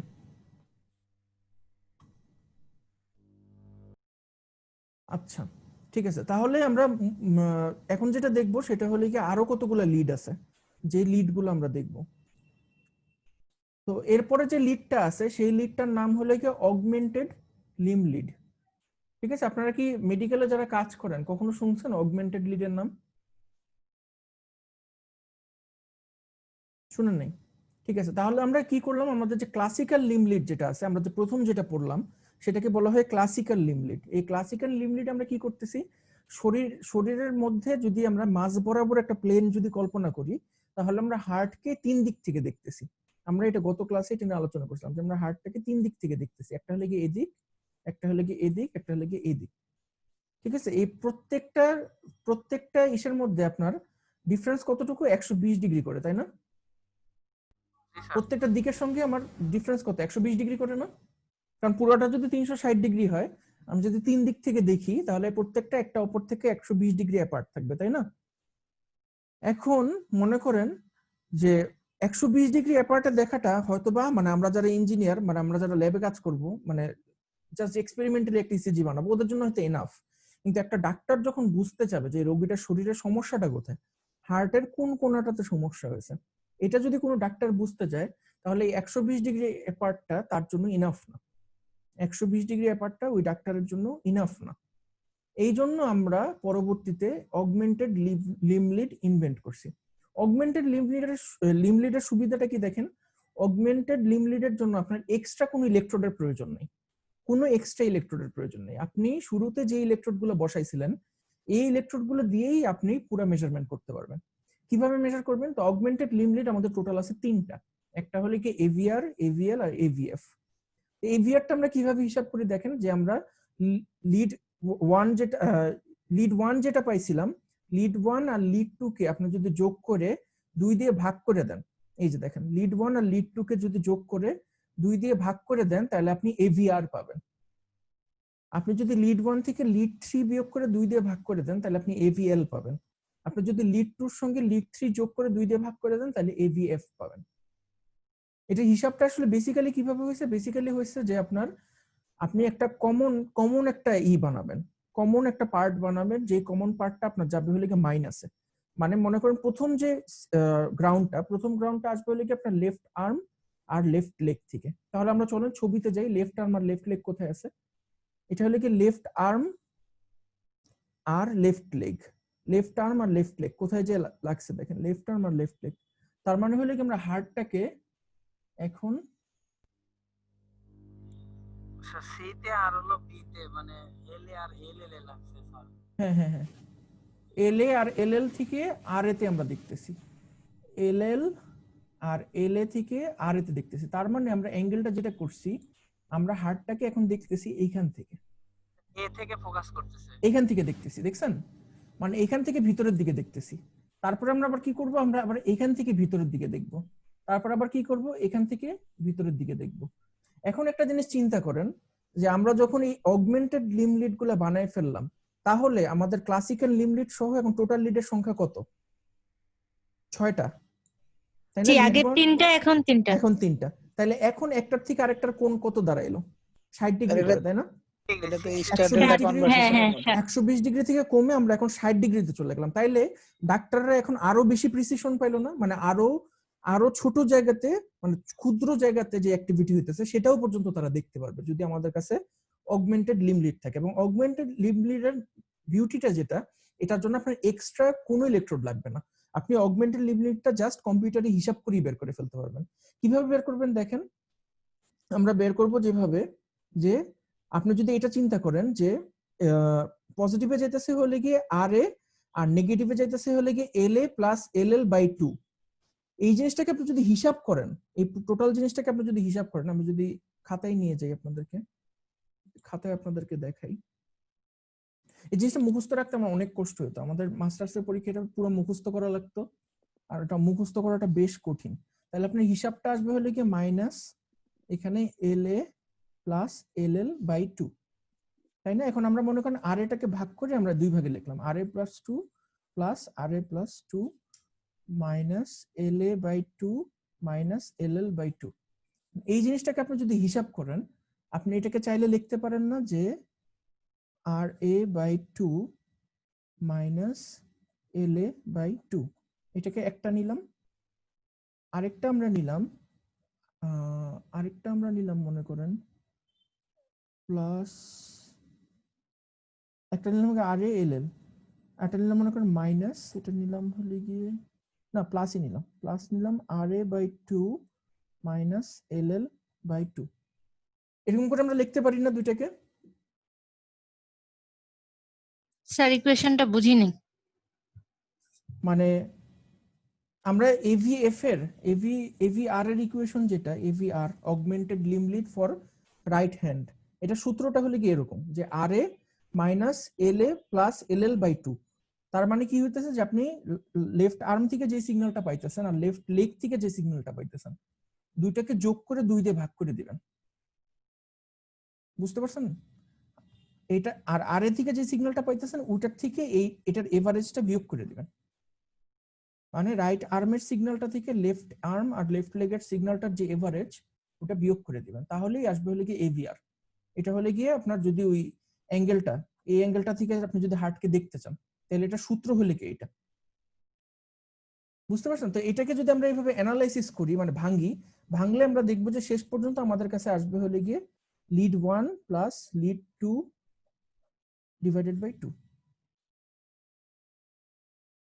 বুঝতে পারছেন আমার কথাটা? তার মানে কি দাঁড়ালো যে আপনি ছবি লিড 1 এর ছবিটা পেলেন মনে করেন এরকম, ঠিক আছে, লিড 1 এর কোন একটা ছবি আসছে এরকম, আর লিড 2 এর ছবিটা আসছে হলে কি মনে করেন এরকম। তা আপনি দুইটা ছবিকে জাস্ট যোগ করে দিয়ে আপনার যে ম্যাগনিটিউডটা আসবে এই ম্যাগনিটিউডটাকে 2 দিয়ে ভাগ করে দিবেন, তাহলে আপনার যে ছবিটা আসবে সেটাই হলো কি AVR, augmented limb lead for right arm. আমার কথাটা কি বুঝতে পারছেন সবাই? তো এই জিনিসটা সবাই কম্পিউটারে হিসাব করে, এটার জন্য আপনার আলাদা কোনো ইলেকট্রোডের প্রয়োজন হয় না। এই জিনিসটা কি বুঝতে কষ্ট হচ্ছে আপনাদের, অগমেন্টেড লিম্ব লিডটা? এটা অনেকটা স্টার ডেল্টা যে একটা- কনভারসেশন। হ্যাঁ ঠিক বলছেন আপনি, এক্স্যাক্টলি ঠিক বলছেন। স্টার ডেল্টা কানেকশনে আমরা যে হিসাবটা করি না, মানে ডেল্টা একটা কানেকশন থেকে স্টারে যে ছোট স্টারে করে যাই। নিয়ে আসি আমরা, একদম জি, স্যার। ঠিক ওই হিসাবটা আপনি ঠিক বলছেন। থ্যাংক ইউ, আমি ভুলে গেছিলাম। তা আমাদের এখন ডেল্টা আছে একটা, আইনথোভেন্স ট্রায়াঙ্গেলটা একটা ডেল্টা না, আমরা এখন চেষ্টা করতেছি এই ডেল্টাটার থেকে অ্যাঙ্গেলটাকে আরো ছোট করে আনার জন্য, কারণ 120 ডিগ্রি অ্যাঙ্গেল নট এনাফ, হার্টটাকে পুরোপুরি বোঝার জন্য নট এনাফ। এতটুকু আপনার মনে রাখবেন এবং অবশ্যই ব্রাউনের বই থেকে আপনার ইকুয়েশন গুলো পড়ে আসবেন, কারণ এই ইকুয়েশন গুলো আপনাকে এসে জিজ্ঞেস করা হবে, ভাইভাতে জিজ্ঞেস করা হবে। এভিআর এর ইকুয়েশন কি, এভিএল এর ইকুয়েশন কি। স্যার আমাদের যে বইটা দিছেন ওইটার মানে এটা কত অধ্যায় স্যার? এটা হলো কি আপনার 16 নম্বর অধ্যায়। 16 পেজ নম্বর নাম্বারটা বলবেন? 16 নম্বর অধ্যায়ের আপনার ইসিজির আলোচনা মোটামুটি আপনাদের জন্য যেটি ইম্পর্টেন্ট সেটা হলো কি পেজ নম্বর, একটু দাঁড়ান, 550 পেজ নম্বর। ঠিক আছে, তাহলে আমরা টোটাল কতগুলো লিড পাইলাম এখন পর্যন্ত? টোটাল 6টা লিড পাইলাম। Classical limb lead, augmented limb lead, total হলো কি 6টা, তাই না? কিন্তু আপনারা যারা মেডিকেলে কাজ করেন ওরা জানেন যে আমাদের টোটাল লিড 6টা না। আমাদের টোটাল লিড কয়টা? মেডিকেলে যে ইসিজি ইউজ করা হয় এটাতে কয়টা লিড থাকে টোটাল? কত লিড ইসিজি বলা হয় মেডিকেলে? 12 স্যার। 12। তাহলে বাকি 6টা কোথায় থাকে? বাকি 6টা থাকে হলো গিয়ে আপনার বুকে, বাকি 6টা থাকে বুকে। এখন কোশ্চেন আসতে পারে যে না আমাদের তো অগমেন্টেড লিম্ব লিড আর ক্লাসিক্যাল লিম্ব লিড ইনাফ, আমরা 60 ডিগ্রি অ্যাঙ্গেলে হার্টটাকে ক্রস সেকশন করে দেখতেছি, মোটামুটি এনাফ বলা যায়, আর কত দরকার? তো এই বাকি যে 6টা লিড আছে এই 6টা লিড দিয়ে আসলে আমরা দেখিটা কি? কেউ কি ধারণা করতে পারবেন আমরা কি দেখি আসলে? স্যার উপর নিচ ডান বাম সাইড অ্যাঙ্গেল যেগুলা। এক্স্যাক্টলি, আপনারা এতক্ষণ পর্যন্ত যা মাপলেন, আপনি যদি শরীরটাকে যদি আপনি এক্স ওয়াই জি তিনটে অ্যাক্সিসে যদি চিন্তা করেন, মানে আমরা তো 3 ডাইমেনশনাল প্রাণী, তাই না? আমাদের শরীরটা যদি এক্স ওয়াই জি তিনটে অ্যাক্সিসই থাকে, আমরা এখন পর্যন্ত জাস্ট এক্স আর ওয়াই অ্যাক্সিসে দেখছি, তাই না? আপনি যে ত্রিভুজটা আঁকছেন, ত্রিভুজটা আঁকার জন্য আপনার টোটাল কয়টা অ্যাক্সিসের প্রয়োজন হয়েছে? এক্স অ্যাক্সিস আর ওয়াই অ্যাক্সিস, কারণ এটা 2 ডাইমেনশনাল ছবি, তাই না? কিন্তু আমাদের শরীর তো 2 ডাইমেনশনাল না, আমাদের শরীরের মধ্যে একটা এক্সট্রা ডাইমেনশন আছে, সেটা কি? জেড, উচ্চতা, তাই না? আপনি যদি তার মানে হার্টের মানে আপনার যদি বুক বরাবর আপনি যদি একটা হাত এভাবে ধরেন, মানে লম্ব বরাবর যদি ধরেন, তাহলে এটাও তো একটা প্লেন, তাই না? কিন্তু এই প্লেনে তো আমরা এতক্ষণ পর্যন্ত কিছুই দেখিনি। আমার কথাটা কি সবাই বুঝতে পারছেন? মানে আপনার শরীর, এই যে দেখেন এখানে একটা শরীর দেখানো হয়েছে না, এখানে আপনার ছবি একটা দেখতে পাচ্ছেন, শরীর দেখানো হয়েছে। তো এখানে আমরা এতক্ষণ পর্যন্ত কোন প্লেনটাতে দেখছি দেখেন তো? এখানে দেখেন ট্রান্সভার্স প্লেন আছে, এই যে এই প্লেনটা হলো কি ট্রান্সভার্স প্লেন, মানে আপনি যদি কোমর বরাবর কেটে ফেলেন তাহলে আপনি পাবেন ট্রান্সভার্স প্লেন। আপনি যদি 2 কাঁধ বরাবর ছুরি দিয়ে কেটে ফেলেন নিচে, তাহলে আপনি পাবেন ফ্রন্টাল প্লেন। আর আপনি যদি এই বুক বরাবর লম্বভাবে কেটে ফেলেন তাহলে আপনি পাবেন হলো কি স্যাজিটাল প্লেন। তাহলে আমরা এতক্ষণ পর্যন্ত যে ক্লাসিক্যাল লিম্ব লিড আর অগমেন্টেড লিম্ব লিড দেখছি, আমরা হার্টটাকে কোন প্লেনে দেখছি আসলে? এই যে বুকের ছবিটা, এটা যদি আপনি দেখেন এটার সঙ্গে কোন ছবিটার কোন প্লেনটার মিল আছে? Panel sir. হ্যাঁ, ফ্রন্টাল স্যার। Frontal, exactly. তাহলে আমাদের হার্টটাকে আমরা প্লেনটা এভাবে কতগুলো দেখছি, প্লেনে স্যার। এখন পর্যন্ত দেখিনি? আমরা স্যাজিটাল প্লেনে দেখি নাই, ট্রান্সভার্স প্লেনেও দেখি নাই। তাহলে ডাক্তারদের জন্য অবশ্যই এটা ইনাফ না, শুধুমাত্র ফ্রন্টাল প্লেনে দেখাটা ডাক্তারদের জন্য অবশ্যই ইনাফ না। আমার কথাটা কি বুঝতে পারছেন? এইটার জন্য আমাদের আরো 6টা ইলেকট্রোড দরকার হয়, যে আরো 6টা ইলেকট্রোড দিয়ে আমরা জি এক্সিসে হার্টটাকে দেখি। এই 6টা ইলেকট্রোডের নাম, 6টা লিড, যেটা এই লিডের নাম হলো কি আপনার ট্রান্সভার্স লিড। এই জিনিসটা আপনারা মনে রাখবেন, এটার নাম হলো কি ট্রান্সভার্স লিড, কারণ এটাতে আমরা ট্রান্সভার্স প্লেনে শরীরটাকে দেখি, এই জন্য এটার নাম হলো গিয়ে ট্রান্সভার্স লিড, বা অনেক সময় এটাকে বলা হয় চেস্ট লিডও বলা হয়, বুকের মধ্যে যেটা বসানো হয় চেস্ট লিড বলানো হয়। ওইটাকে আমরা কিভাবে বসাই? ওইটাকে আমরা বসাই হলে কি, আপনারা যদি হাত উঁচু করেন, হাত উঁচু করলে আপনাদের বগলের যে হাড়টা বুকের সঙ্গে এসে মিলছে, ওইখান থেকে আমরা ইলেকট্রোডটা বসানো শুরু করি। আমরা ওখান থেকে ইলেকট্রোডটা বসানো শুরু করে টোটাল 6টা ইলেকট্রোড বসাই। মোটামুটি 30 ডিগ্রি মতো অ্যাঙ্গেলে 6টা ইলেকট্রোড বসাই। দাঁড়ান, আমি মনে করিনি 30 ডিগ্রি, হ্যাঁ মোটামুটি আমার যতদূর মনে পড়ে 30 ডিগ্রির মতো অ্যাঙ্গেলে আমরা 6টা ইলেকট্রোড বসাই, V1 থেকে V6, টোটাল 6টা ইলেকট্রোড। এটা হলো কি আপনার মেরুদণ্ড। দেখতেছেন এই যে এখানে যে ভার্টিব্রার মতো দেখাচ্ছে না, এই জিনিসটা হলো কি আপনার মেরুদণ্ড, আর এখানে হলো কি আপনার বুক আর পেট। বুঝতে পারছেন? এটা হলো কি আপনার পিঠ, আর এটা হলো কি বুক আর পেট, মানে আমরা কোমর বরাবর কেটে ফেলছি আর কি। ওইখানে আমরা আরো 6টা ইলেকট্রোড বসাই, ট্রান্সভার্স ইলেকট্রোড। এটা দিয়ে আমরা জি এক্সিসে হার্টটাকে দেখি। তাহলে জি এক্সিসে আমরা যখন হার্টটাকে দেখি, তখন অ্যাম্পলিফায়ারের কোন পজিটিভে কি যায় আর নেগেটিভে কি যায়? অ্যাম্পলিফায়ারের পজিটিভে যায় হলে কি V1, V2, V3, V4, V5, V6 এর সিগন্যাল পজিটিভে, আর নেগেটিভে যায় হলে কি আপনার তিনটা রাইট আর্ম, লেফট আর্ম আর লেফট লেগের যে সিগন্যালটা, এই তিনটার এভারেজ যায় হলে কি আপনার নেগেটিভে। মানে এই জিনিসটা আমি যদি আপনাদেরকে অ্যাম্পলিফায়ারে যদি একে দেখাই, আপনাদের কাছে যদি এরকম একটা অ্যাম্পলিফায়ার থাকে, অ্যাম্পলিফায়ার একটা পজিটিভ প্রান্ত একটা নেগেটিভ প্রান্ত, পজিটিভ প্রান্তটাতে আপনার যাবে হলে কি V1, আর নেগেটিভ প্রান্তটাতে যাবে হলে কি আপনার এই যে left arm, right arm, left leg, এই তিনটার এভারেজ। তারপর V1টা শেষ হলে আমরা V2 দেখি, V2 শেষ হলে V3 দেখি, V3 শেষ হলে V4 দেখি, এভাবে আমরা আরো 6টা দেখি। তাহলে টোটাল লিড দাঁড়ালে আগের 6টা আর এখন 6টা, টোটাল 12টা। 12টা লিড রাখতে পারবেন না আপনারা? তাহলে আমি যদি আপনাদেরকে কখনো কোশ্চেন করি যে 12টা লিড একে দেখাও, এটা আমাদের পরীক্ষাতে আসতো, 12টা লিড একে দেখাও, তখন কি করতে হতো জানেন? আপনাকে জাস্ট 12টা এরকম এমপ্লিফায়ার রাখতে হয়, 12টা এমপ্লিফায়ার একে প্লাসে একটা মাইনাসে একটা বসাইতে হয়, এবং উপরে নাম দিতে হয় যে এটার নাম হলে কি V1, ট্রান্সভার্স লিড V1, আবার তারপর নাম দিতে হয় লিড 1, লিড 2, এরকম দিয়ে এক একটা করে নাম দিয়ে অ্যাম্পলিফায়ারের ছবি এঁকে পজিটিভে কি গেছে দেখাতে হয়, নেগেটিভে কি গেছে দেখাতে হয়। সবাই কি ক্লিয়ার না? কারো কোনো কোশ্চেন আছে? স্যার একইভাবে 6টাই হবে নাকি কোনো নাম চেঞ্জ আসবে? জাস্ট আপনার V2 এর জায়গায় V3 বসাবেন, V3 এর জায়গায় V4 বসাবেন, মানে এই লিড গুলোর নামই হলে কি V1, V2, V3, V4, V6। বুঝতে পারছেন? মানে আপনার মানে শেয়ারটা দেখতে পারতেছেন না, দাঁড়ান আমি একটু আবার শেয়ার করি।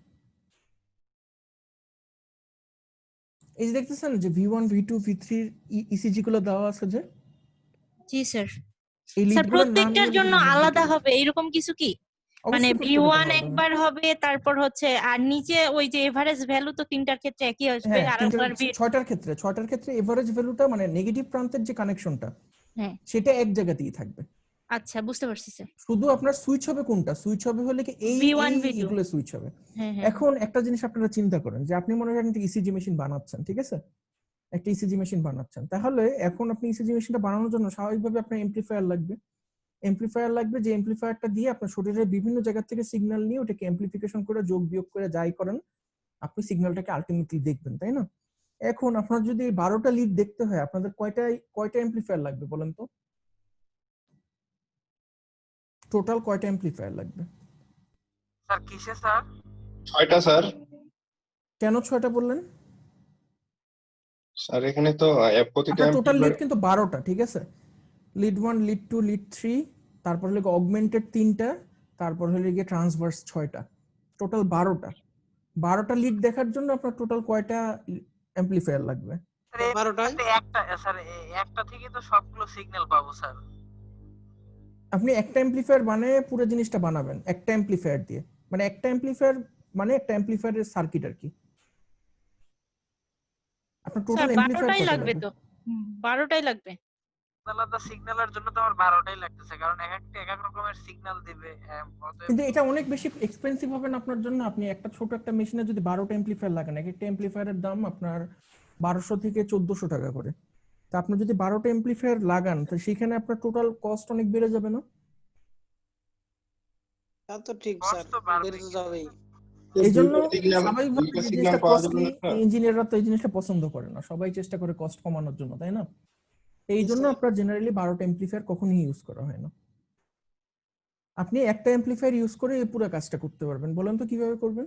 একটা একটা করবে যখন ওইটা করার পরে আরেকটা করবে ওই অ্যামপ্লিফায়ার দিয়ে আর কি হ্যাঁ, পরপর কিন্তু সবগুলো আপনার যে করতে কানেকশন গুলো আছে আপনি এই কানেকশন গুলো চেঞ্জ করবেন কিভাবে? আপনার ভিতরে তো কোনো সার্কিটের ভিতরে তো কোনো মানুষ বসে নেই যে হাত দিয়ে কানেকশনটা চেঞ্জ করে দিবে বারবার। আর ওটা তো আর আমি যে সাইড নিয়ে যখন কাজ করব সেই কাজটা করবে, যখন আমি যে সাইড নিয়ে কাজ করব সেটার আর কি আমার আউটপুট দেখাবে অ্যামপ্লিফায়ারের মাধ্যমে স্যার। মেশিনটা জানবে কিভাবে আপনার কানেকশনটা কি এখন ডান হাতে লাগানো না টাইমার বাম হাতে লাগানো? স্যার ওখানে হয়তো বা কোনো কিছু মানে এমন কিছু লাগানো থাকবে যখন আমি রিলে অনেকগুলো আইডিয়া বলছেন, হ্যাঁ এরকমই থাকে আপনার, যে মনে করেন আপনার শরীরটা হলে কি এরকম, মানুষটা এরকম, আপনার হাত পা আছে, সব জায়গার থেকে ইলেকট্রোড গুলা কন্টিনিউয়াসলি কিন্তু আপনার হাত পার সঙ্গে সব জায়গায় এরকম করে তারগুলা কিন্তু বুক থেকে এরকম 6টা তার সবসময় কিন্তু তারগুলো আপনার লাগানো থাকতেছে, ঠিক আছে? তারগুলো লাগানো থাকতেছে ঠিক আছে, কিন্তু যেটা হইতেছে যে এইখানে একটা সুইচিং সার্কিট থাকে, এখানে একটা সুইচিং সার্কিট থাকে, এই সুইচিং সার্কিটটার সঙ্গে আপনার অ্যামপ্লিফায়ারটা কানেক্টেড থাকে।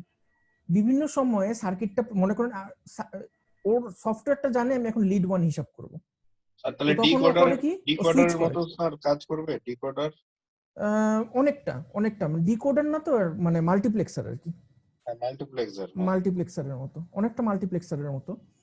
তো যেটা করবে যে ও কোনো সময় সুইচ করবে, যেমন লিড 1 এর জন্য আমরা জানি যে লিড 1 এর জন্য আমার লাগবে লেফট আর্ম আর রাইট আর্ম, তাই না? তো ও তখন করবে কি কানেকশনটা সুইচ করে শুধুমাত্র এইটার আর এটাকে ইনপুট হিসেবে নিবে আর বাকি সবগুলোকে ওপেন সার্কিট করে দিবে। তাহলে এই দুইটাই এখানে ইন্টারনালি কানেক্টেড হয়ে যাবে। তারপর ও যখন আবার লিড টু কানেক্ট করবে তখন একটাকে আবার ওপেন সার্কিট করে দিবে, করে দিয়ে আবার এখান থেকে সিগন্যালটা নেবে। বুঝতে পারছেন আমার কথাটা? কেউ কখনো 12টা অ্যামপ্লিফায়ার ইউজ করে না, মানুষ জেনারেলি একটা অ্যামপ্লিফায়ার ইউজ করেই পুরো কাজটা করে। এখন কোশ্চেন হলে কি আপনি মনে করেন এরকম একটা টাইমের একটা প্লেন দেখলেন, মানে এটা lead 1 lead 2 lead 3 lead augmented lead 1 এবং সো অন, মানে 12টা। এখন আপনি যেই মুহূর্তে এটা হিসাব করতেছেন আপনি এটা হিসাব করে রেখে দিলেন, ঠিক আছে? পরের মুহূর্তে আপনি এটা হিসাব করলেন, তখন আপনি এখান থেকে আবার হিসাব করা শুরু করবেন না? মানে এই সময়ের কোনো ইনফরমেশন তো আপনার কাছে নাই। আমার কথাটা কি বুঝতে পারছেন? আপনি তো এই সময় এটা মাপেন নাই, কারণ সুইচিং সার্কিট যখন সুইচ করবে তখন এই জায়গার কোনো ইনফরমেশন আমার কাছে আর নাই, আছে? হ্যাঁ স্যার। তারপরে আবার যখন এটা কাজ শেষ করে এটাতে যখন সুইচ করলেন এখানে আবার এখান থেকে সিগন্যাল পেলেন, তাহলে এটাতে কি মিসিং হইলো? এই জায়গার পুরোটা মিসিং হয়ে গেল না? তাই এইভাবে যখন আস্তে আস্তে নিচের দিকে নামতে থাকবেন এই যে ল্যাগটা, এই ল্যাগটা আস্তে আস্তে বড় হইতে থাকবে না? জি স্যার। কিন্তু এটা তো এরকম ভাবে রিপোর্টে আসে না স্যার, শুরু থেকে তো সব এখানে অনেক ধরনের সফটওয়্যার ট্রিক্স খাটানো হয়, ঠিক আছে? অনেক ধরনের সফটওয়্যার ট্রিক্স করে আপনার ইন্টারপোলেশন এবং আরো অনেক কিছু হয়। এটা ইসিজির ভিতরে অনেক ধরনের সমস্যা হয় যেটা আমাদের যদি সময় থাকে আমরা আস্তে আস্তে করে পড়বো, যেটার পরে এই জিনিসটাকে অ্যাডজাস্ট করা হয়, সফটওয়্যারের মাধ্যমে এই জিনিসটাকে অ্যাডজাস্ট করা হয়। কারণ আপনারা যখন ইসিজি রিপোর্ট দেখেন আপনারা কি কখনো মাঝখানের এই গ্যাপটা দেখেন? দেখেন না, আপনারা সবসময় টাইম যদি এখানে আমি যদি টি ইকুয়ালস টু 0 ধরি, এখানে যদি টি সমান সমান 0 ধরি, আমাদের ইসিজি রিপোর্টে সবগুলোই টি সমান সমান 0 তে দেখায়, তাই না? কিন্তু আমরা তো জানি যে টি সমান সমান 0 তে সবগুলো হিসাব করা সম্ভব না। আপনার কাছে যদি 12টা অ্যামপ্লিফায়ারও থাকে তারপরেও সম্ভব না, কারণ আপনি যখন এটা হিসাব করবেন এই যে left arm minus right arm, আপনি সেই সময় তো লিড 2 হিসাব করতে পারবেন না, কারণ লিড 2 তে তো আবার আর এ কমন আছে আপনার, তাই না? এখানে আপনার আছে না এল এল মাইনাস আর এ, তাহলে আপনি যে মুহূর্তে এটা হিসাব করবেন ওই মুহূর্তে তো এটা হিসাব করতে পারবেন না। আমার কথাটা কি বুঝতে পারছেন? জি স্যার বুঝতে পারছি। তাহলে কি স্যার এটা কি নির্দিষ্ট টাইম পর করবে স্যার? এটা মানে অবশ্যই নির্দিষ্ট ফিক্সড করবে। টাইম এবং এটার ভিতরে অনেক সফটওয়্যার ট্রিকারি আছে, যে ট্রিকারি গুলো আপনারা জানেন না, এটা কম্পিউটার সায়েন্সের স্টুডেন্ট যারা ওরা করে, ওরা এই জিনিসটা করে এই জিনিসটাকে আপনার টাইমের এক্সিসে সবগুলোতে 0 তে রাখার চেষ্টা করে। আচ্ছা স্যার বুঝতে পারছি। বুঝতে পারছেন? তো মোটামুটি এটা হলো কি ইসিজির এতটুকু পার্টি আমাদের পড়ানোর কথা ছিল, ইসিজি লিড কতটুকু কি আছে। এখন আমরা যে জিনিসটা দেখবো যে ইসিজি নিতে সমস্যাটা কোথায়।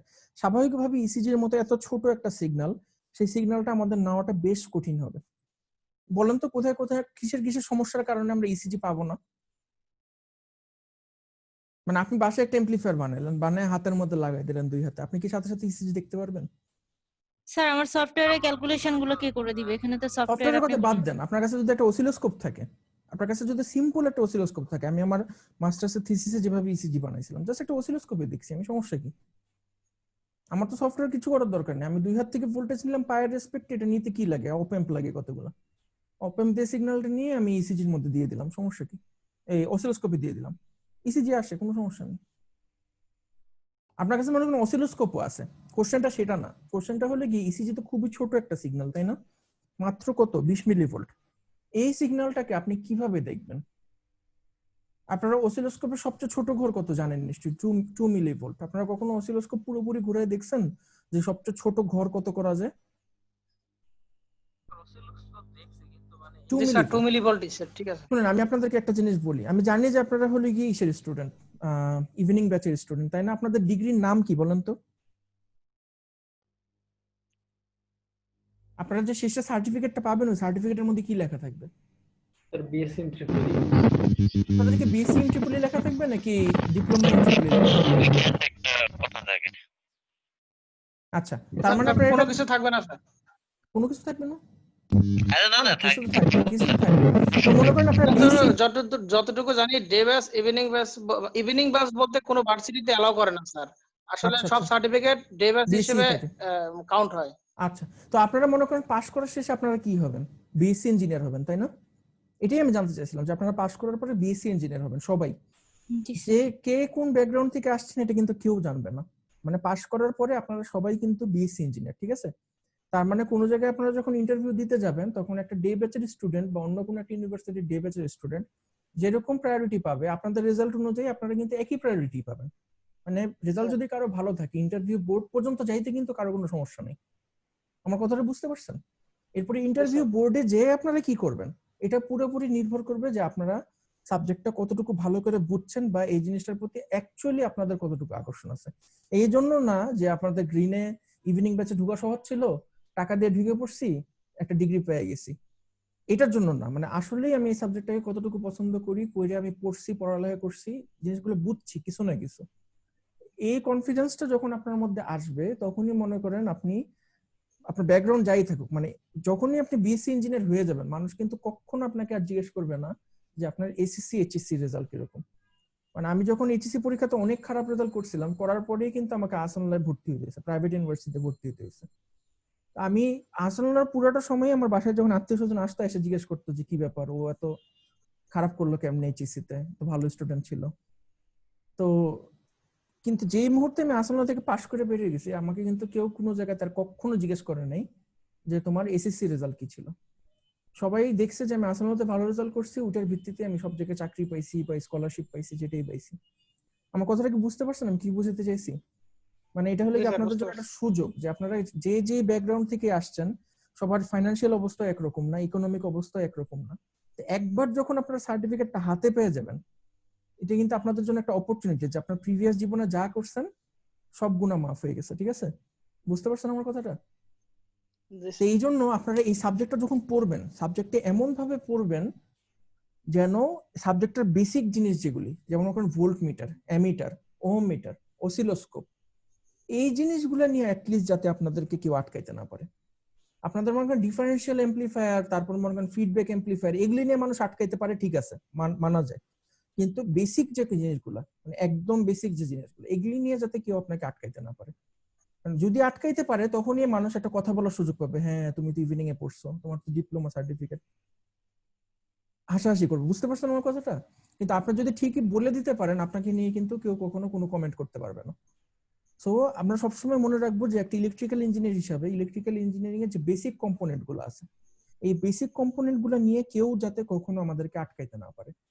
আর মানে যতক্ষণ পর্যন্ত আটকাইতে পারবে ততক্ষণ পর্যন্ত আমরা জাস্ট পড়বো আর মনে রাখবো, পড়বো আর মনে রাখবো। বুঝতে পারছেন আমার কথাটা? তাহলে আবার ফিরে আসি অসিলোস্কোপে ফিরে আসি। অসিলোস্কোপের সবচেয়ে ছোট ঘর এটা মনে রাখবেন যে আমরা ল্যাবে যে অসিলোস্কোপ গুলো ইউজ করি এই অসিলোস্কোপ গুলোতে জেনারেলি সবগুলোরই সবচেয়ে ছোট ঘর মানে রেজোলিউশন আমরা যেটাকে বলি। আপনাদের ভাইভাতে আমি বারবার জিজ্ঞেস করছিলাম না যে একটা ইকুইপমেন্টের রেজোলিউশন বলতে আমরা কি বুঝি? তো রেজোলিউশন জেনারেলি 2 মিলিভোল্ট থাকে ভোল্টেজের রেঞ্জে। মানে আমরা সবচেয়ে ছোট ঘর দেখতে পারি 2 মিলিভোল্ট পর্যন্ত। এখন আপনারা কি কখনো অসিলোস্কোপটা 2 মিলিভোল্টে নিছেন কখনো? আপনারা তো জানেন যে অসিলোস্কোপের ভোল্টেজ রেঞ্জ কিভাবে চেঞ্জ করতে হয়, তাই না? 3টা ডায়াল থাকে, একটা চ্যানেল 1, চ্যানেল 2 আর একটা হলো টাইম, এরকম 3টা ডায়াল থাকে না? এটাকে আপনি যখন ঘুরান তখন এই ভোল্টেজটা ছোট বড় হয়, সিগন্যালটা ছোট বড় হয়, তাই না? জি স্যার। তাহলে সবচেয়ে বড় করতে করতে করতে সিগন্যালটাকে আপনি আলটিমেটলি সবচেয়ে যে ছোট মানে ঘর পাবেন, সবচেয়ে মানে সবচেয়ে ছোট যে ভোল্টেজটা আপনি দেখতে পারেন পসিবলি সেটা হলো কি 2 মিলিভোল্ট। এখন আপনি অসিলোস্কোপে যদি 2 মিলিভোল্ট রেঞ্জে নেন কোনোভাবে, অসিলোস্কোপটাতে আপনি দেখবেন যে এরকম নয়েজ, বড় বড় বড় বড় নয়েজ, এরকম মনে করেন এক একটা 2 মিলিভোল্টের ঘর, এরকম নয়েজই মনে করেন আপনার 8 মিলিভোল্টের মতো শুধু নয়েজ। বুঝতে পারছেন আমার কথাটা? এরকম শুধু নয়েজ, কোনো কিছুতে কানেকশন করেন নাই, দুইটা লিডই ওপেন অসিলোস্কোপের, কিন্তু তারপরে আপনি যখন সবচেয়ে ছোট করে নেবেন তখন দেখবেন শুধু নয়েজ। তাইলে এখন আমার কোশ্চেন হলো গিয়ে, আপনার যদি শরীরের সিগন্যালটা হয় 20 মিলিভোল্ট, এই যে নয়েজ, এই নয়েজ কি 20 মিলিভোল্টকে কোনো রক্ষা দিবে? এই 20 মিলিভোল্ট সিগন্যাল কি আপনি দেখতে পারবেন এই নয়েজের জ্বালায়? না এটা স্যার, হলো দেখাতে যাবে না। এক নম্বর কোশ্চেন, এটা মনে মাথায় রাখেন, তাড়াতাড়ি উত্তর দেন না, ঠিক আছে? এটা লাগে 1 নম্বর সমস্যা। 2 নম্বর সমস্যা হলো গিয়ে, আমি কি আপনাদেরকে শরীরের ভিতর দিয়ে কিভাবে পাওয়ার লাইন নয়েজ যায় এটা বুঝাইছিলাম গত ক্লাসে? মানে শরীরের হালকা ভিতর, দেখাইছিলেন আর কি। আচ্ছা যদি মনে রাখেন ওখান থেকে যে আমাদের মাথার উপরে পাওয়ার লাইন আছে, সবার মাথার উপরে, যারা আমরা মানে সভ্য জগতে থাকি সবার মাথার উপরে আপনার পাওয়ার লাইন আছে। আপনি বাসার বাড়ির ভিতরে থাকেন, রাস্তায় থাকেন, যেখানেই থাকেন, আপনার বাসার উপর দিয়ে অবশ্যই অ্যাটলিস্ট এক ফেজের পাওয়ার লাইন গেছে, তাই না? কারো কারো ক্ষেত্রে হয়তো 3 ফেজেরই গেছে, আপনি যদি একদম ট্রান্সফরমারের পাশে থাকেন, যদি 3 ফেজ লাইনের পাশাপাশি থাকেন। তো সমস্যা যেটা, সেটা হলো কি আমরা তো গ্রাউন্ডের মধ্যে দাঁড়ায় আছি, তাই না? আর্থের এখানে দাঁড়ায় আছি, আমরা আর্থের মধ্যে দাঁড়ায় আছি, আর আমাদের উপরে আসলে কি পাওয়ার লাইন, আমাদের মাঝখানে কি আছে? বাতাস। তাহলে এখানে হলে কি আপনার পাওয়ার লাইনের কন্ডাক্টর, আপনার শরীরে একটা কন্ডাক্টর যেটা আর্থের সঙ্গে কানেক্টেড, মাঝখানে বাতাস হলে কি একটা ডাইইলেকট্রিক ম্যাটেরিয়াল। তাহলে এখানে আবার কি ক্রিয়েট হইতেছে? একটা ক্যাপাসিটর তৈরি হইতেছে, তাই না? হ্যাঁ ক্যাপাসিটর যদি তৈরি হয়, আমাদের এখানে যে 50 হার্টজের যে সিগন্যালটা লাইনের মধ্যে দিয়ে আসতেছে, সেটা কি এসি না ডিসি? এসি। অবশ্যই এসি, যেহেতু হার্টজ আছে ইনভলভ, সেহেতু এসি। তো এসি সিগন্যালটা কি ক্যাপাসিটরের ভিতর দিয়ে পাস করতে পারবে নাকি পারবে না? এসি সিগন্যাল তো যাবে যাবে। ডিসি তাহলে যাবে আপনার, না?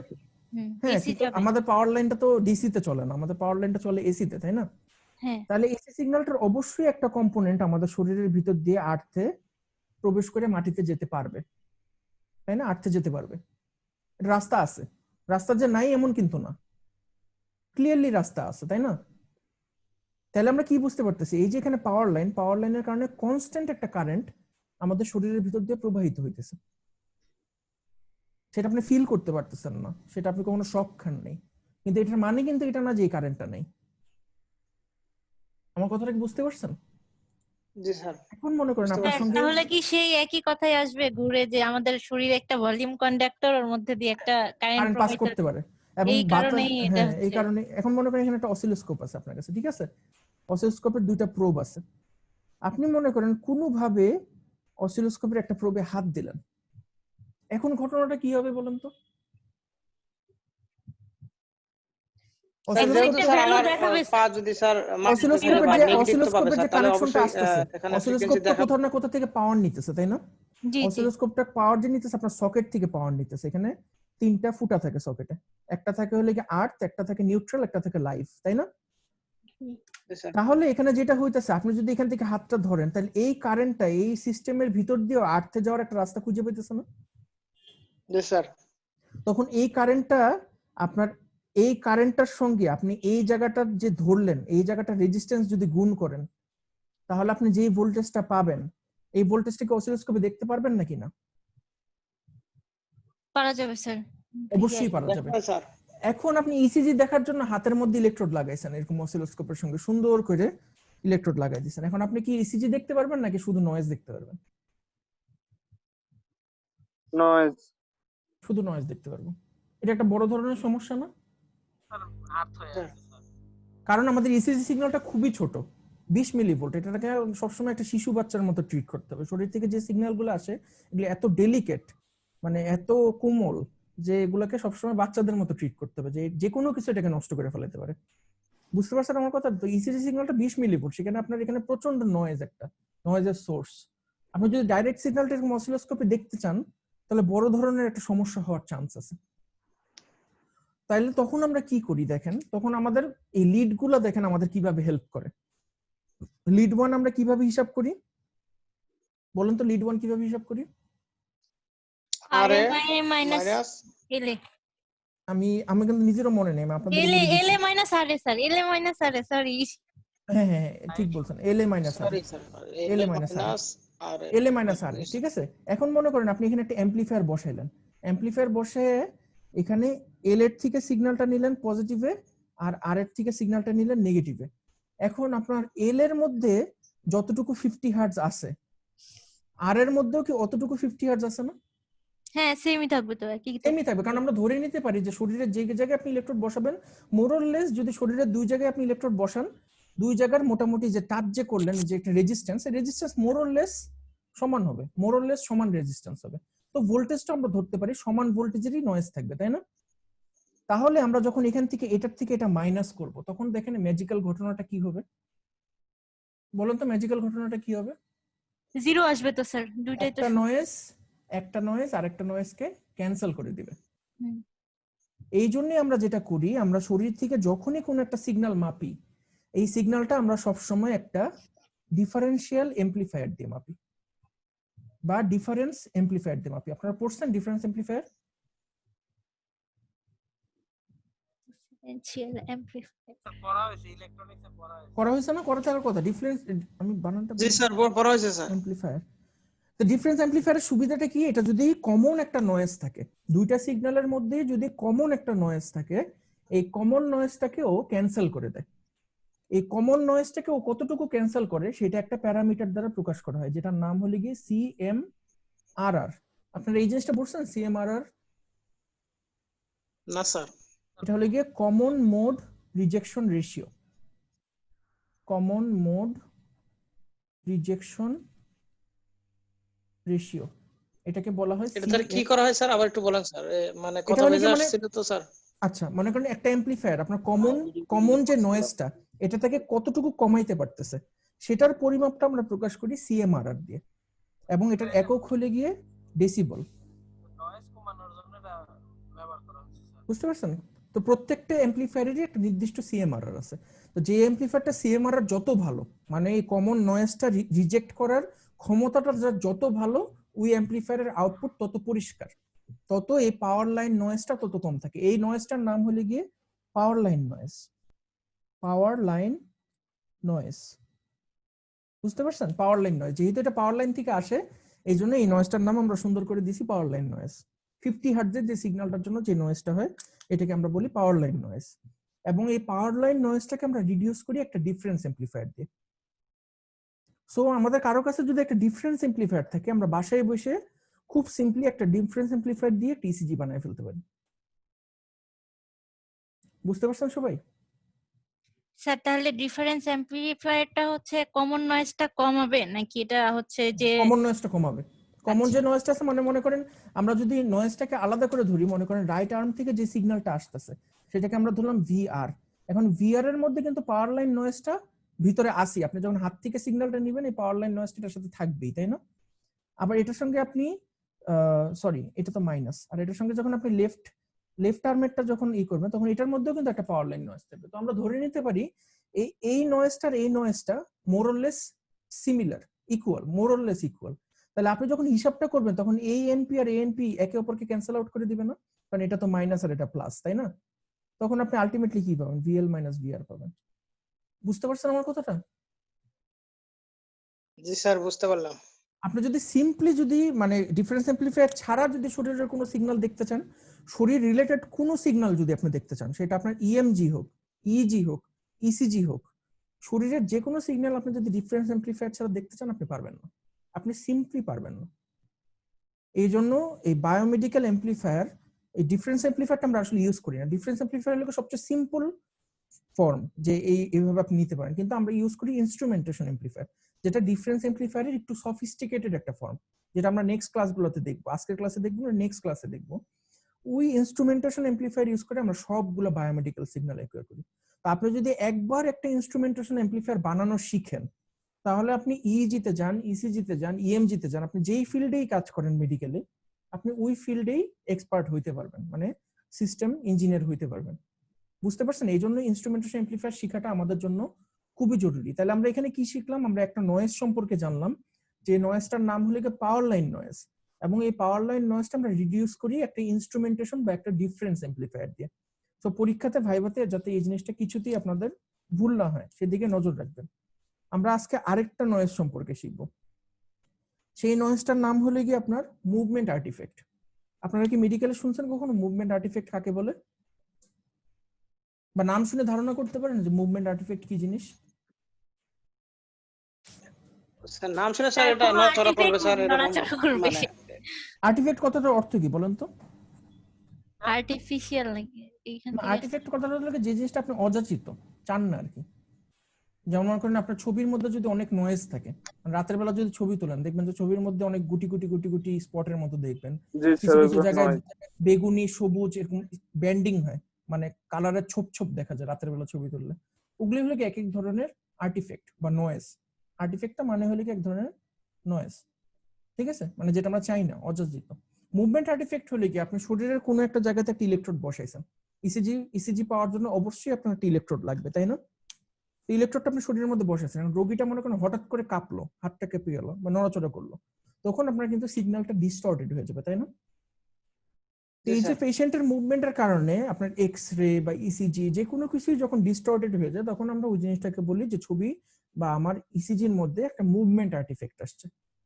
তো এখন মনে করেন আপনার জীবিত যদি কোনো প্রাণী থাকে আর ওই জিনিসটা আপনি যদি ইসিজি বা এক্স-রে যেটা মন চায় করতে চান, নিঃশ্বাস নেওয়ার জন্য হোক যা কিছু করার জন্য হোক, প্রাণীটা তো মুভমেন্ট করবেই, তাই না? এটা তো ইনএভিটেবল, এটাকে তো কমানোর কোনো উপায় নেই।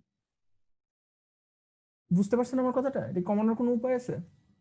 কোনো উপায় নেই। সো মুভমেন্ট আর্টিফ্যাক্ট যেটা করতে হবে আমাদেরকে এটার কাউন্টার মেজার নিতে হবে, যে নড়াচড়ার কারণে যদি কোনো ক্ষতি হয় এই ক্ষতিটা আমাদের কমানোর ব্যবস্থা করতে হবে। তো এই ক্ষতিটা আমরা দুই ভাবে কমাই। মনে করে যে হাত পা নড়ে গেল, যে এটা আমরা দুই ভাবে কমাই, দুইটা উপায় আছে। তো দুইটা উপায়ের একটা হলো গিয়ে আমরা একটা স্পেশাল ইলেকট্রোড ইউজ করি, যে ইলেকট্রোডটার নাম হলো গিয়ে ফ্লোটিং ইলেকট্রোড। ফ্লোটিং ইলেকট্রোড এটা যে আপনার শুধুমাত্র ইসিজির জন্য কাজে লাগে এটা না, আপনার ইএমজির জন্য ফ্লোটিং ইলেকট্রোড অনেক সময় কাজে লাগে। তো ফ্লোটিং ইলেকট্রোডটা কি রকম, মানে নরমালি আমরা ইলেকট্রোড বলতে কি রকম বুঝি বলেন তো? ইলেকট্রোড বলতে আমরা কি বুঝি? স্যার এটা দাঁড়ায় থাকবে আর এই ফ্লোটিং এর ক্ষেত্রে কি ভাসবে এরকম কিছু? হ্যাঁ আপনি ঠিক বলছেন, কিন্তু নরমালি আমরা ইলেকট্রোড বলতে যেটা বুঝি যে এটা একটা ইলেকট্রিক্যাল কন্ডাক্টর হবে এবং এটা আমরা একটা তারের মাধ্যমে কোন একটা ইনস্ট্রুমেন্টে এটা রেকর্ডিংটা নিব, তাই না? জেনারেলি আমরা কপার বা মনে করেন অ্যালুমিনিয়াম এগুলোকে আমরা ভালো ইলেকট্রোড হিসেবে ইউজ করি, তাই না? কিছু কিছু দামি ক্ষেত্রে প্লাটিনাম, গোল্ড এগুলো ইউজ করা হয়। ফ্লোটিং ইলেকট্রোডের ক্ষেত্রে যেটা হয় যে আপনি এরকম একটা জাস্ট মেটালের একটা খন্ড হাতের মধ্যে না বসায় আমরা যেটা করি যে আমরা এই ইলেকট্রোডটাকে একটা হাউজিং এর মধ্যে রাখি। মনে করেন এরকম একটা হাউজিং আছে আপনার, এই হাউজিং এর মধ্যে আমরা ইলেকট্রোডটাকে রাখি, আর এই হাউজিংটা আমরা ফুল করে রাখি একটা কন্ডাক্টিভ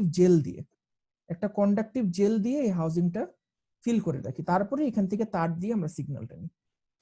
তাহলে এটাতে সুবিধা কি হয়, আপনার শরীরের এটা মনে করেন আপনার হাত, ঠিক আছে, এটা আপনার হাত, এই হাতের এখানে যদি আপনি জেলটা লাগান আর জেলটা থেকে আপনি যদি ইলেকট্রোড দিয়ে সিগন্যালটা নেন, আপনার হাতটা যদি সাডেন মুভ করে এই জেলটা কি আপনার সবসময় হাতের সঙ্গে লেগে থাকার চেষ্টা করবে না? যে কোনো ভিসকাস ম্যাটেরিয়াল, জেল, মধু টাইপের ম্যাটেরিয়াল, ভিসকাস, অনেক ভিসকোসিটি বেশি আর কি। তো ওই জিনিসগুলো আপনার যখন হাতের মধ্যে ফেলবেন, এটা জেনারেলি কি হয়, আপনার হাত যদি মুভ করে তো ওটা থকথকে একটা জিনিস, জেলির মতো একটা জিনিস, সেটা হাতের সঙ্গে মুভ করার চেষ্টা করবে না? আমার কথাটা বুঝতে পারছেন? মানে মনে করেন যে একটা মেটালের খন্ড, একটা ঠান্ডা একটা মেটালের খন্ড যেটার মাঝখানে কিছু নেই, এটা আপনি হাতের মধ্যে বসাইলেন, মনে করেন যে আপনার হাতের মধ্যে বসাইলেন, এখন আপনি হাতটা যদি নড়ে মেটালটা তো চেষ্টা করবে জায়গাতে স্থির থাকার, ও তো হাতের সঙ্গে নড়বে না। আপনার কাছে যদি মনে করেন মেটালের কোনো কিছু যদি হাতের মধ্যে বসে রাখেন, হাত যদি সামান্য মুভমেন্ট করে তখন আপনি দেখবেন যে মেটাল আর হাতের মাঝখানে ফাঁকা জায়গা তৈরি হবে, এয়ার গ্যাপ তৈরি হবে, তাই না? জি স্যার। কিন্তু আপনি যদি একটা জেল দেন, এই জেলটা তো হাতের সঙ্গে একদম অ্যাডহিয়ার করে থাকার চেষ্টা করবে, চিপকায় থাকার চেষ্টা করবে চুইংগামের মতো, বুঝতে পারছেন?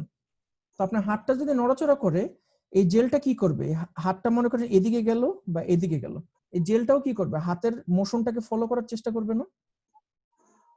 জি স্যার। মানে ও হাতের সঙ্গে লেগে থাকবে। তাহলে কি করবে, ইলেকট্রোডটা দেখবে যে সব সময় আমার হাতের সঙ্গে একটা কন্টাক্ট আছে, কখনো এই কন্টাক্টটা বিচ্ছিন্ন হবে না। অর্থাৎ স্যার গ্যাপটা স্যার মানে ফিক্সড থাকবে স্যার। ফিক্স থাকবে, হ্যাঁ এক্স্যাক্টলি। তাহলে গ্যাপটা ফিক্স থাকলে কি হবে, এটা রেজিস্ট্যান্সটাও ফিক্স থাকবে, ক্যাপাসিট্যান্সটাও ফিক্স থাকবে। আলট্রাসোনোতে তাহলে কি এই কারণে ওই যে না এক না না ধরনের না না জেল না ইউজ না করা না হয়? না না, এটা পুরোপুরি ভুল হবে তাহলে আপনার ধারণা। আল্ট্রাসাউন্ডের জেল আর এই জেলের মধ্যে কোনো সম্পর্ক নেই, এটা টোটালি ডিফারেন্ট একটা জিনিস। তো এটার উদাহরণ আপনি কোথায় পাবেন? যারা মেডিকেলে কাজ করছেন ওরা দেখবেন যে আমরা ওয়ান টাইম ইলেকট্রোড যেগুলো ইউজ করি, এই ওয়ান টাইম ইলেকট্রোড গুলো দেখতে কিরকম, একটা স্পঞ্জের মতো থাকে। স্পঞ্জের এই সাইডটাতে আঠা থাকে, এই অংশগুলোতে আঠা থাকে, আর এই মাঝখানের জায়গাতে জেল থাকে, একটা থকথকে একটা খুব ঘন একটা জেল থাকে, আর জেলের মাঝখানে বাটনের মতো একটা ইলেকট্রোড থাকে। অপর সাইডে তার দিয়ে মেশিনে নেওয়া হয়, আর এই সাইডে থাকে আঠা, আঠা দিয়ে শরীরের মধ্যে লাগায় রাখে, আর এই মাঝখানের জায়গাটাতে নরম একটা জেল থাকে, আঠালো একটা জেল থাকে। দেখছেন কখনো কেউ সাদা রঙের? না স্যার, দেখা হয় না স্যার। এখানে আঠা যেহেতু থাকে, এটা শরীরের সঙ্গে একদম পার্মানেন্টলি অ্যাটাচড অবস্থায় থাকে, এবং মাঝখানের যে জেলটা আছে এই জেলটা কি করে, যে হাত যখন নড়াচড়া করে তখন ও হাতের সঙ্গে নড়াচড়া করে মুভমেন্ট আর্টিফেক্ট কমায়। তো এই ডিজাইনটাকে বলা হয় ফ্লোটিং ইলেকট্রোড, ঠিক আছে? এই ডিজাইনটাকে বলা হয় ফ্লোটিং ইলেকট্রোড। তো ফ্লোটিং ইলেকট্রোডে জেনারেলি যে ইলেকট্রোডটা ইউজ করা হয়, ইলেকট্রোডটার ম্যাটেরিয়াল হয়ে গিয়ে সিলভার ক্লোরাইড, মানে সিলভার হলে কি আপনার রূপার উপরে সিলভার ক্লোরাইডের একটা প্রলেপ থাকে, সিলভার ক্লোরাইড। আর এই মাঝখানে যে জেলটা থাকে এই জেলটা অনেক বেশি ক্লোরিন আয়ন এনরিচ থাকে। স্যার এই জেলটা স্যার কি পদার্থের স্যার? এটা কি? জেলটা তো বেসিক্যালি একটা সাসপেনশন, বুঝছেন? মানে জেলটা হলে গিয়ে মানে একটা কোটার মতো, যে জিনিসটার ভিতরে অনেক আয়ন থাকে। আপনারা কি কখনো এগার জেল দেখছেন? এগার জেল কিভাবে বানানো হয়? না বা স্যার, আপনারা কখনো দেখিনি। জেলি খাইছেন? জেলো খাইছেন বাসায় বানায়? না স্যার। আচ্ছা, জেলো কি থাকে? জেলো হলো পাউডারের মতো থাকে, একটা প্যাকেটের মধ্যে পাউডারের মতো থাকে, প্লাস্টিকের প্যাকেটে। আপনি এক বোল পানির মধ্যে যদি এই পাউডারটা দেন, দিয়ে যদি কিছুক্ষণ ঠান্ডা অবস্থায় রেখে দেন, তখন এই পুরো পানিটা একটা থকথকে জেলির মতো জায়গায় রূপ নেয়। আপনারা যে বাজার থেকে জেলি কিনে আনেন না রুটির সঙ্গে খাওয়ার জন্য, জি স্যার, জি স্যার। জেলিগুলো কিন্তু বুঝতে এইভাবে তৈরি পারছি। করা হয়। জেলাটিন একটা পাউডার পাওয়া যায়, ওই জেলাটিন পাউডারটা আপনি যখন পানির সাথে মিশান তখন কিছুক্ষণ রেখে দিলে থকথকে একটা জেলির মতো ঘন তৈরি হয়ে করে। যায় স্যার। হ্যাঁ, এখন আমরা ল্যাবে কিভাবে এই জেলটা বানাই? ল্যাবে যেভাবে জেলটা বানাই, মনে করেন এই পানিটার মধ্যে আপনি প্রচুর পরিমাণ লবণ অ্যাড করলেন। লবণের মধ্যে কি আছে? সোডিয়াম ক্লোরাইড আছে না? জি স্যার। এই মুহূর্তে আপনি পানির মধ্যে লবণ মিশাবেন, সেই মুহূর্তে কি হবে? সোডিয়াম আর ক্লোরিন আলাদা হয়ে যাবে না? তখন আমরা ভেঙে এটাকে যাবে কি স্যার। বলি? ইলেকট্রোলাইট বলি, তাই না? এখন আপনি যদি এটার মধ্যে জেলাটিন অ্যাড করেন, তাহলে এটা কিছুক্ষণ পরে যে জেলিটা তৈরি হবে, এই জেলিটা অনেক বেশি ক্লোরিন সমৃদ্ধ হবে না? সোডিয়াম এবং ক্লোরিন সমৃদ্ধ হবে না এই জেলিটা আপনি যদি এরকম ইলেকট্রোডের মাঝখানে দেন, তখন কি করবে? এই জেলিটা কিন্তু ইলেকট্রিসিটি কন্ডাক্ট করতে সাহায্য করবে। স্যার এখানে বুঝলাম না স্যার, ক্লোরিনটা বেশি হওয়ার কারণে ওটার ভিতর কি স্যার ক্লোরিন বেশি হবে না, থাকে? ক্লোরিন বেশি হবে না। আমি বলছি নরমাল পানির তুলনায় ক্লোরিন বেশি থাকবে না এখানে। মানে যদি শুধু পানি থাকতো, আপনি যদি লবণ না মিশাইতেন, তাহলে তো কোনো ক্লোরিন তেমন একটা থাকতোই না। মানে এখানের মধ্যে অনেক বেশি আয়ন থাকবে।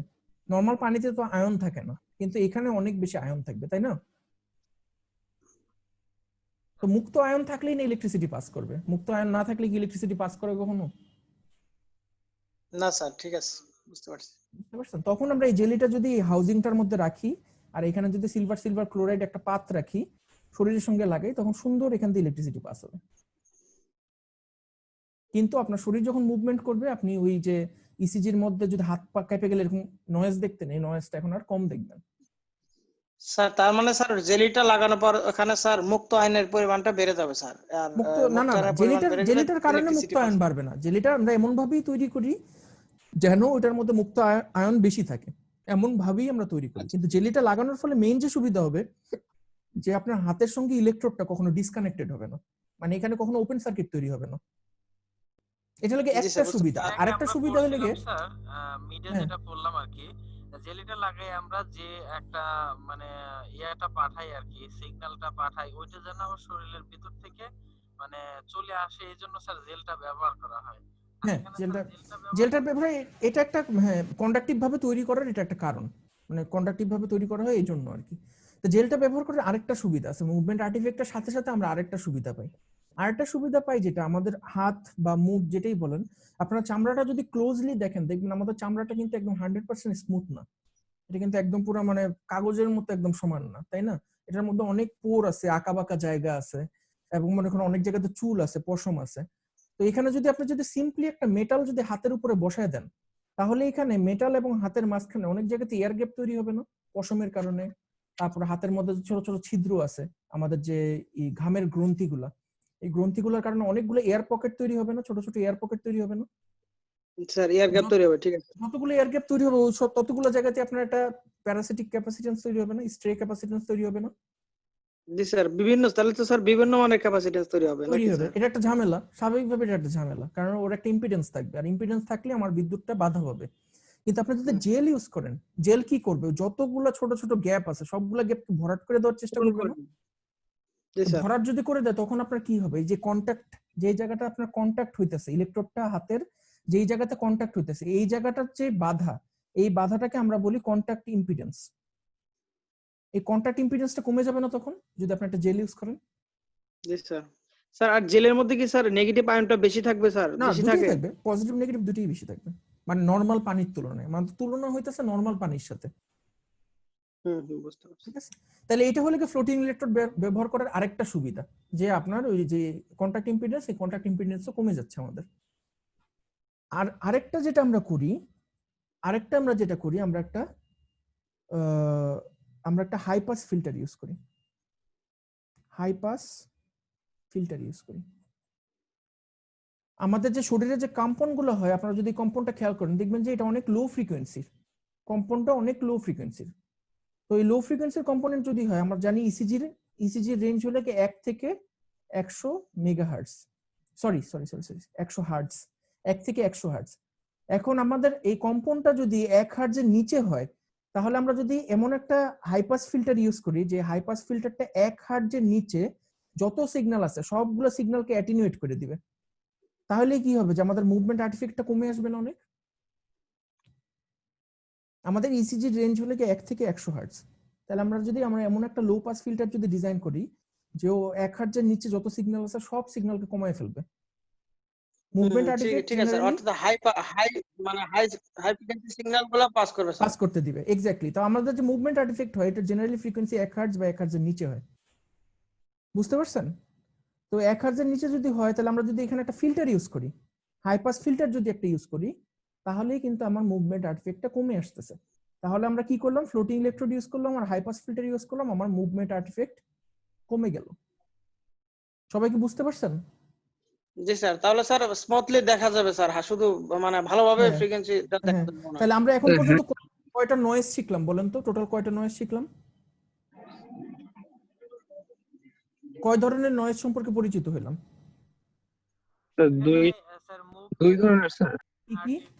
আর একটা স্যার হলো আরেকটা আর্টিফিক নয়েজ, আর একটা পাওয়ার লাইন নয়েজ। ও আচ্ছা, পাওয়ার লাইন। আজকে আমরা লাস্ট যে জিনিসটা শিখবো এটা শিখে শেষ, সেটা হলো কি আপনার ইন্টারফারেন্স। ছেড়ে দেন, মাথার মধ্যে আর কিছু থাকতে। অনেক সিলেবাস পড়ানো বাকি, আমি জানি না আপনাদেরকে আমি এত কিছু কখন পড়াবো, কেমনে পরীক্ষা নেব, কিছুই জানি না, 1 মাসের সময় নেই। অনলাইনে স্যার স্যার কমই পড়ান স্যার, আমাদের ফোনে চার্জ শেষ। ইন্টারফারেন্স পড়াইছি, ইন্টারফারেন্স খুব সহজ, খুব ছোট, এটা পড়াইছি। ইন্টারফারেন্স হলো কি স্যার বেসিক্যালি 2% চার্জ আছে, কেমন করব? আপনি চলে যান, সমস্যা নেই, রেকর্ডেড থাকলো, আমাকে তো দেখাইতে হবে না ডিপার্টমেন্টে। আচ্ছা, ইন্টারফারেন্সটা পরে আপনাদের ক্লাস শেষ। ইন্টারফারেন্সটা কি বলেন তো? ইলেকট্রোম্যাগনেটিক ইন্টারফারেন্স, এটারে বলে ইএমআই। এটা আপনারা যদি সিনেমা গেম টেম খেলেন, ইএমআই কথাটা অনেক দেখবেন। স্যার বাহির থেকে স্যার এটার কোনো মানে কোনো কিছু আসে স্যার? এটা ফ্রিকোয়েন্সি কত, হাই না লো? এটা ফ্রিকোয়েন্সি আমরা জেনারেলি স্যার বলি ইএমআই ফ্রিকোয়েন্সি এটা খুব তো হাই, স্যার খুব হাই ইএমআই ফ্রিকোয়েন্সি খুব হাই। হাই থাকে স্যার।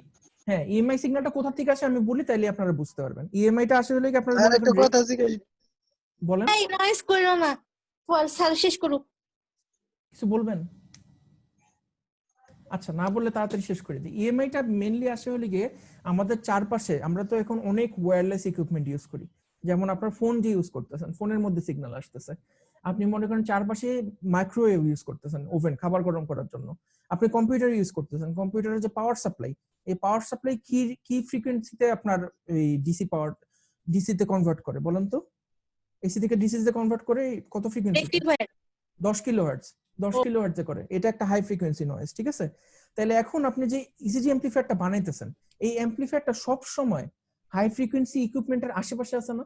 কারণ আমরা তো মডার্ন যুগে বাস করি, আমাদেরকে সব সময় এই ধরনের ইকুইপমেন্টের কথা মাথায় রেখে সিস্টেম ডিজাইন করতে হবে।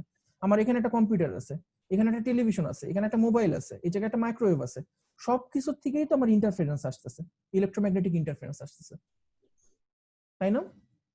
জি স্যার আসে তো স্যার অবশ্যই, আসে, শুধু তাহলে একটা এটা না বিভিন্ন জায়গা থেকে আসে। তাহলে এটাও একটা নয়েজ, ইন্টারফারেন্স একটা নয়েজ, যেটার কারণে আমার সিগন্যাল ব্যাহত হতে পারে। কিন্তু সুবিধার কথা যেটা, আমাদের ইসিজি খুব লো ফ্রিকোয়েন্সি একটা সিগন্যাল, তুলনামূলকভাবে ইসিজি একটা লো ফ্রিকোয়েন্সি সিগন্যাল, যেটা 1 থেকে 100 হার্টজ এটা ফ্রিকোয়েন্সি। তাইলে এখন ইএমআইটা যেহেতু জেনারেলি আমরা ধরি যে 1 কিলোহার্টজ এবং আপ ইএমআই এর ফ্রিকোয়েন্সি আমরা ধরি, তাহলে এখন বলেন তো ইএমআই আমরা কিভাবে প্রতিরোধ করব? ইএমআই আমরা কিভাবে প্রতিরোধ করব? তাহলে স্যার লো পাস ফিল্টার ব্যবহার করবো নাকি sir? Exactly, low pass filter use করব। ঠিক বলছেন আপনি। তাহলে আমরা কি করব, আমরা 100 হার্টজে যদি একটা লো পাস ফিল্টার ইউজ করি, 100 হার্টজে যদি একটা লো পাস ফিল্টার ইউজ করি, তাহলেই তো ওই যে হাই ফ্রিকোয়েন্সি যা যা আছে এগুলো কোনো কিছুকে আর এফেক্ট করতে দিবে না, কারণ ওই জায়গায় এসেই সিগন্যালটাকে অ্যাটেনুয়েট করে দিবে। এখানে এটা হাই হলো কি ফ্রিকোয়েন্সিটা বাদ হয়ে যাবে, লো যেগুলো বাদ আছে হয়ে যাবে। সেইগুলো হ্যাঁ হ্যাঁ, তাহলে আমরা যেহেতু 100 হার্টজের উপরে আর কিছু দেখতে চাই না, ইসিজি থেকে আমরা 100 হার্টজের উপরে আর কিছু দেখতে চাই না, কোনো দরকার নেই।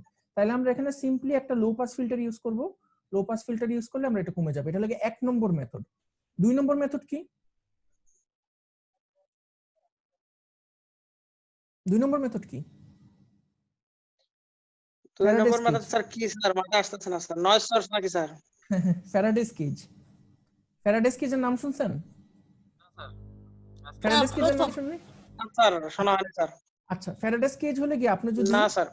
আপনি যদি এই আপনার ইসিজি যে ইটা আছে, সার্কিটটা আছে, এই সার্কিটটা আপনি যদি একটা মেটালের বক্সের মধ্যে রাখেন, আর মেটালের বক্সের এই কেসিংটাকে আপনি যদি গ্রাউন্ড করে দেন, তাহলে গ্রাউন্ড করে দেওয়ার অর্থ কি, এই যে ইসিজি আপনার যে ইকুইপমেন্ট, এটা চারপাশে যে ভোল্টেজটা, এই যে বক্সটা, এই ওটা স্যার বক্সটার গ্রাউন্ড ভোল্টেজ হয়ে কত? যাবে, বুঝতে পারছি। 0 ভোল্ট হয়ে যাবে না? ওই নয়েজটা স্যার গ্রাউন্ড হয়ে চলে যাবে। ওটা তাহলে এখন কি হবে, মনে করেন যেখান আসবে থেকে আপনার নয়েজটা আসতেছে, মনে করেন কোথাও একটা থেকে নয়েজ আসতেছে, এই এটা নয়েজটা কত? সরাসরি গ্রাউন্ড হয়ে যাবে। নয়েজটার তো সার্টেন একটা ভোল্টেজ আছে, তাই না? মনে করেন 5 ভোল্ট।